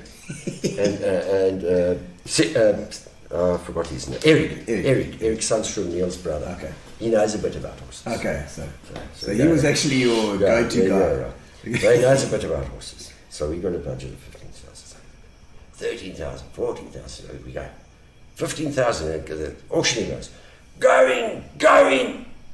And somebody says, 16,000 rand. And we say, these guys next to me go, it's a shame we've lost out, there's nothing. Now we've lost our horse. So I tap Neil here because he's sticking his hand. Let's go 17,000. Right. So Neil goes, 17,000. Going, gone. 17 grand. 17 grand. So Liam next to me says, who bought it? So I said, no, we did. I said, we bought this horse. So anyway, after the auction, more. For 2 grand more. It was a lot of money in those days. So after the auction, what you've got to do, we didn't know, we had to go pay for the horse. So we got pay our money for the horse. We found the extra $2,000 somewhere. Everyone getting this stuff. I found $2,000. Yeah, we got $17,000 for the horse. Because it's 4 times 4, so each year you're going to put in another 500. 250 rand. Yeah. Your maths wasn't a big subject. 4 times 4 is 70. No, it's got 60. So anyway, so here we go. Now we bought this horse. Now we paid for it. So the auctioneer says, well, who are you sending this horse to? Yeah. We're like, oh yeah. What are we going to do now? We can't take it home now. So we can't take this horse home. We've got to find. So I say, what do you mean? So no, which trader you see them? Oh no, we haven't thought that far. But I don't want to be ignorant. So I just turned the guys around and I say, what are you going to do? So Neil Sundstrom, he says, oh, there's Ormond Ferraris. He's the best trainer in South Africa. I'm going to go speak to him. So I come up and go with him. So Neil says, Mr. Ferraris, he says, we've just bought this horse called Secret Brother. Yeah. Will you come have a look at it for us? Yeah. So Ormond Ferraris says, yes, certainly, my boy. Comes there. Now this horse is a prime, beautiful. Looking nice, eh? Beautiful. And Mr. Ferraris goes there. Ormond, he stands there and looks at this horse. Walks up and down. Feels its behind, feels its neck, feels its forequarters. Taps. I mean, my father knew everything about horse. My father, we went to many Durban Julys, but I wasn't interested. Yeah. So, I mean, I used to organise marquees at the Durban July for when I was living in Joburg for all the people. So, all people. Another job. Yeah, no, well, that was just entertainment. So, massive. We used to have 200 people in my marquee. It was wonderful. But anyway, so now he feels it and gets to the source. Checking the horse. Checks it, he feels teeth. Everything. Lifts the gums. I said, geez, I don't think that horse has brushed its teeth. So I turned around to Neil and I said, geez, it looks like we've bought an absolute dud. You know, the way he's looking at it. There's no smile, no approval, nothing, anything like this. And I said, so he says, geez, you know, he says, Ormond Ferraris, he says, I watched this horse's half-sister win a race in Durban yesterday. Oh. You can send it to my stables. Oh, really? Yeah. So he was in. So he was in. Sent the horse to the stables. I think it cost us about 1,700 rand a month for stabling and whatever. Oh, good. So now we're going to pay. You pay again. Anyway, this horse turned out to be an absolute champion. Wow. It won 6 races in its 18-month racing career. No, it became the favourite for the RGN or the OK Gold Bowl as it was known in those days. And it ran against London News, which is probably the greatest horse ever to come out of South Africa. Okay. London News won in Hong Kong. Wow. It ran fourth to London News in the Cape Derby in Cape Town. So it raced in Cape Town, it raced in Durban, it raced in Johannesburg. Jeez. We won 6 races. We each made quite a bit. We each made probably about 150 grand over the. Whoa! So it was an absolute fluke. 4,250 rand each investment. Yeah, there we go. So it was wonderful. And you see, so riding on a boat and then getting drunk and then deciding to buy a horse is not a bad thing. We had fun. We had fun with that horse. You go watch it race and to see your horse winning. I mean, the adrenaline rush. It's like jumping out of an aeroplane. I jumped out of an aeroplane as well. Tell me about that too. Sure. Do that too. The adrenaline rush is just absolutely magnificent watching your horse win a race. Imagine. I mean, you put everything into this. You got money in there. Unfortunately, it ran second in the OK Gold Bowl. Okay. It was the favourite. Oh, wow. It should have won it. Get boxed in or something. No, what do they do? Those jockeys. So anyway, they got 300 metres to go. Yes. And Secret Brother hits the front and it's all over now. There's nothing going to catch Secret Brother. And the jockey changed the whip in front of the horse's eyes. The horse ducked away, loses 3 lengths. Mosiah runs past. Our guy gets back. The finishing line's here. Mosiah wins by that much. The next stride over the finish line, our horse. Bugger! I would have won 850,000 rand on that day. Yes! fuck that. I feel like I bought the horse myself now. I've got all the videos, I've got all the photos as well of the 6 wins. But 6 wins is unusual because I know people that own 20 horses and they've never won a race. I never won. Over 20. Yeah. Oh, that's phenomenal. That is so cool. That is really so cool. Now, Jumping out of an aeroplane. Yeah. Tell me about that. That's 1993. Adventure maniac. Sure. Well, extreme sports. Living on the edge, as they say. Frisbee. Leading into. So, a good friend of mine, Vinka, bless her soul, she passed away recently. She was also in the music industry. Her father was a movie director as well in Johannesburg. And she was a skydiver. Oh, wow. So, Billy, from China, and myself, we decide, and we're going to go jump out of an aeroplane now with Vinka. So we drive up from Johannesburg to Wonderboom. And as we get into the airfield in Wonderboom, on the radio comes Tom Petty's song. Free learning to fly. Free falling. Free falling comes on. And what they do there, they give you a course for about 4 or 5 hours. Yeah. And they tell you what to do when you jump out the plane. So what we do is we jump on a static line. So it's 4 or 5 hours of course, because Billy, his girlfriend, myself, and I can't remember the moment, and Vinka was there obviously. She'd done about 50 jumps at that stage. That's crazy stuff. So it's like you feel like they give you this thing, and then this plane is Pilatus, it's got struts under the wings. Yeah. And when it lands, from other people having jumped, you've got to run after with your parachute on your back. You've got to run. The plane doesn't stop because it wastes too much gas, petrol. Okay. So you run jumping. So it's like like you're in the war in Vietnam. And you see those things the guys are running, jumping. Go. And they line us up. And Billy's girlfriend at that stage was a girl called Jet. Yeah. Her nickname was Jet. Okay. And you kneel. Strange, that. Yeah, you kneel. Strange being up in the aeroplane. And you kneel like this on the floor and you go forward, and it's Jet, Billy, and myself. And as the first person jumps, you kneel, go for it. And as I looked out the window. Yeah. And there goes Jet flying in the air past me. Front and side. I think I was about 28 years old. I can't remember how old I was then. And I just thought to myself, I've had a good life. If this is the end, that's the end. I've had a good life. Go. So anyway, you jump from 10,000 feet, and what they do is you have the parachute and you've got toggles. Yeah. And they teach you that when the parachute, some of the cells don't. You say toggles like pieces of rope. No, you hold and you steer. You pull. Steer, yeah. Okay. So but first thing you've got to do is you've got to check that all the cells, that there's like 32 cells or 16 cells, that they're all open. So you jump out you get out the aeroplane and you put your hand as far as you can on the strut under the wing. Oh, okay, yeah. Under the wing, and then you grab that and you jump out and you put your other hand on the other strut.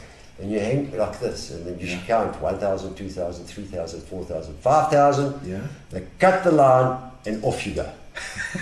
Like this, and I check up and I check it's a bit twisted, the lines are twisted, so Holy crap, they teach you kick your legs like this, like a swing. You swing the other way. So you actually untangle yourself. You untangle yourself, and then you pull the toggles to open those flaps that are like this. No. And you look up and now everything's okay. So now I've been traveling in the air for, felt like, I don't know how long, probably about 10 seconds that it took me to do all this. And then you look down. Okay. My word. All you see is like when you go land at an airport, you look out the window where you land, you see swimming pools and houses. And all I see is swimming pools and houses. Yeah. And I couldn't see the airfield where you're supposed to. Eventually I spot the airfield. Okay. So you've got to maneuver yourself to the airfield. But when you stand against a building, you look down from 20 stories up, you can judge the distance. Yeah. When you're in mid-air with nothing else but just you and air between you, you can't judge. Yeah. So I landed outside the airfield in a horse paddock. Outside the airfield. Oh, my soul. And then I had to walk about 2 kilometers back to the airfield. So I always say I did 2 Ks. Yeah, that's a big miss. I did a triathlon. I did a 10,000 foot jump, a 50 meter horse ride, and a 2K walk. But that's crazy. Yeah, but then I stopped After the third jump, I broke my wrist. Oh, jeez. I was trying to get too clever as a rookie. Oh, and right. so I broke, and then I stopped doing skydiving. Okay. So no more skydiving. wild skydiving no, stuff. Absolutely. And I mean, there's the Great Wall of China. Did you go and crawl up that or something as well? No, so yes. No. What happened is that we went out with the cricket sixes. Oh, okay. So we went to the Great Wall of China. So I know all these freaking wild adventure stories. Where did they come from? Okay, so the cricket sixes. Yeah, we went to play cricket sixes in China, and at Rasi and Luke Fairweather, rest in peace, my good friend. Okay. Pudding, one of our mates on the tour, and we went and climbed the Great Wall of China. Magnificent thing. Magnificent. I would love to do that. I mean, I think the Great Wall of China must be about 5,500 kilometers, maybe more. So it's like Joburg to Cape Town and back 4 times, basically. It's amazing. That's how long it is. I mean, dynasties lived and died at the Great Wall of China. It was, but just to be able to have done that, what an awesome experience. But are you so you were a bit of a you didn't mind taking a chance. Now it's a different story. Now is it because of the children? Yeah, they're quite right. And my wrist is quite not well, but I managed to play golf with it still. So that's the most dangerous sport I play these days is golf. Oh man! Well, I think we're coming to the end of our interview here, and I normally do questions for our guests, or asking kind of your most embarrassing moment, or your moment that something's gone completely wrong. And then your proudest moment as well. Okay. So sure. Most embarrassing moment. Yeah. Golden Takkie. Oh yeah? The disco. Yes. So, we're at the Golden Takkie, we have a jaw, we closed down, and then after that we went to some other nightclub that was open after ours. Yeah. We go, and then we all go to my mate Ricky Manners' flat, and we have a party. Now, I'm dressed. Golden Takkies. Yeah. Golden satin pants. Cream satin shirt with mother of pearl buttons on it. Oh my God! Cream satin with mother of pearl. Yeah. That's night fever, baby. Yeah, there we go. So, and it's now. I've got to go open the bowling for warmer at about 10:30. Dear. Yeah. And I end up staying at Ricky's place on his sleeping bag because there was a massive party. Yeah. And I wake up late at 9 o'clock in the morning. Oh. So I've got to rush up Cape Road to go to my house. Get all my rights. kit, have a bit of brekkie if I can. Yes. Get to the In my rush, it's now 9 o'clock on a Saturday morning in Cape Road. Yeah. Where Cape Road meets Conningham, that's traffic lights. Yes, that's right there at the Medicross. And I'm dressed like this. Okay. In this night fever gear. Gold. Yeah, gold. Gold, baby. Yeah. Gold! And in my rush, I drive into the back of somebody. Oh no! Oh, that just sucks. So I was embarrassed. Now, first of all, to drive into the back of someone, but now I've got to get out of my car in this gear in the middle of Cape Road, in this gear like this. Jeez, so that's embarrassing. Yes. If anybody's going to do it, then you're going to put it off. So I'm hesitating to get out. Yeah. So it was a combi that I drove into. Oh dear. So that's into the engine at the back. This little guy, short guy, gets out of his combi, and I open my window. In those days you had wind-up windows. Yes, of course. Yeah. I open my window like this, and he walks up to me. He says, "I'm not happy." I said, "So which one are you?" No, short guy, you. I said, that's going to be a winner. I'll bet you he loves so which your one aren't you? So, but anyway, I don't think he understood what I was saying. We cleared it, but it was I was really embarrassed because I thought, geez, I am stuck here. I'm supposed to. And now you're talking cuck to him as well. No, absolutely. Full of shit after a night out. No, absolutely. What was your proudest moment? Sure, proudest moment, I think Ruby, my daughter. Yeah. Yeah, that's the proudest moment. Ruby makes me proud every day. Look, they always say their children, you know, Gary. They always do that. I think that's the proudest moment. Also winning that soccer tournament in Cape Town. Yes. I was lucky enough to win 5 Premier Leagues in cricket at Cape Town. One in Cape Town, a couple in Port Elizabeth, and a couple in Johannesburg. Cricket and soccer. We've got a bit of a theme going because we've got Gavin Cowley coming on as well on Tuesday next week as well. Also a grey boy. Yeah. What Garth has not done, a fossil of our time since Duncan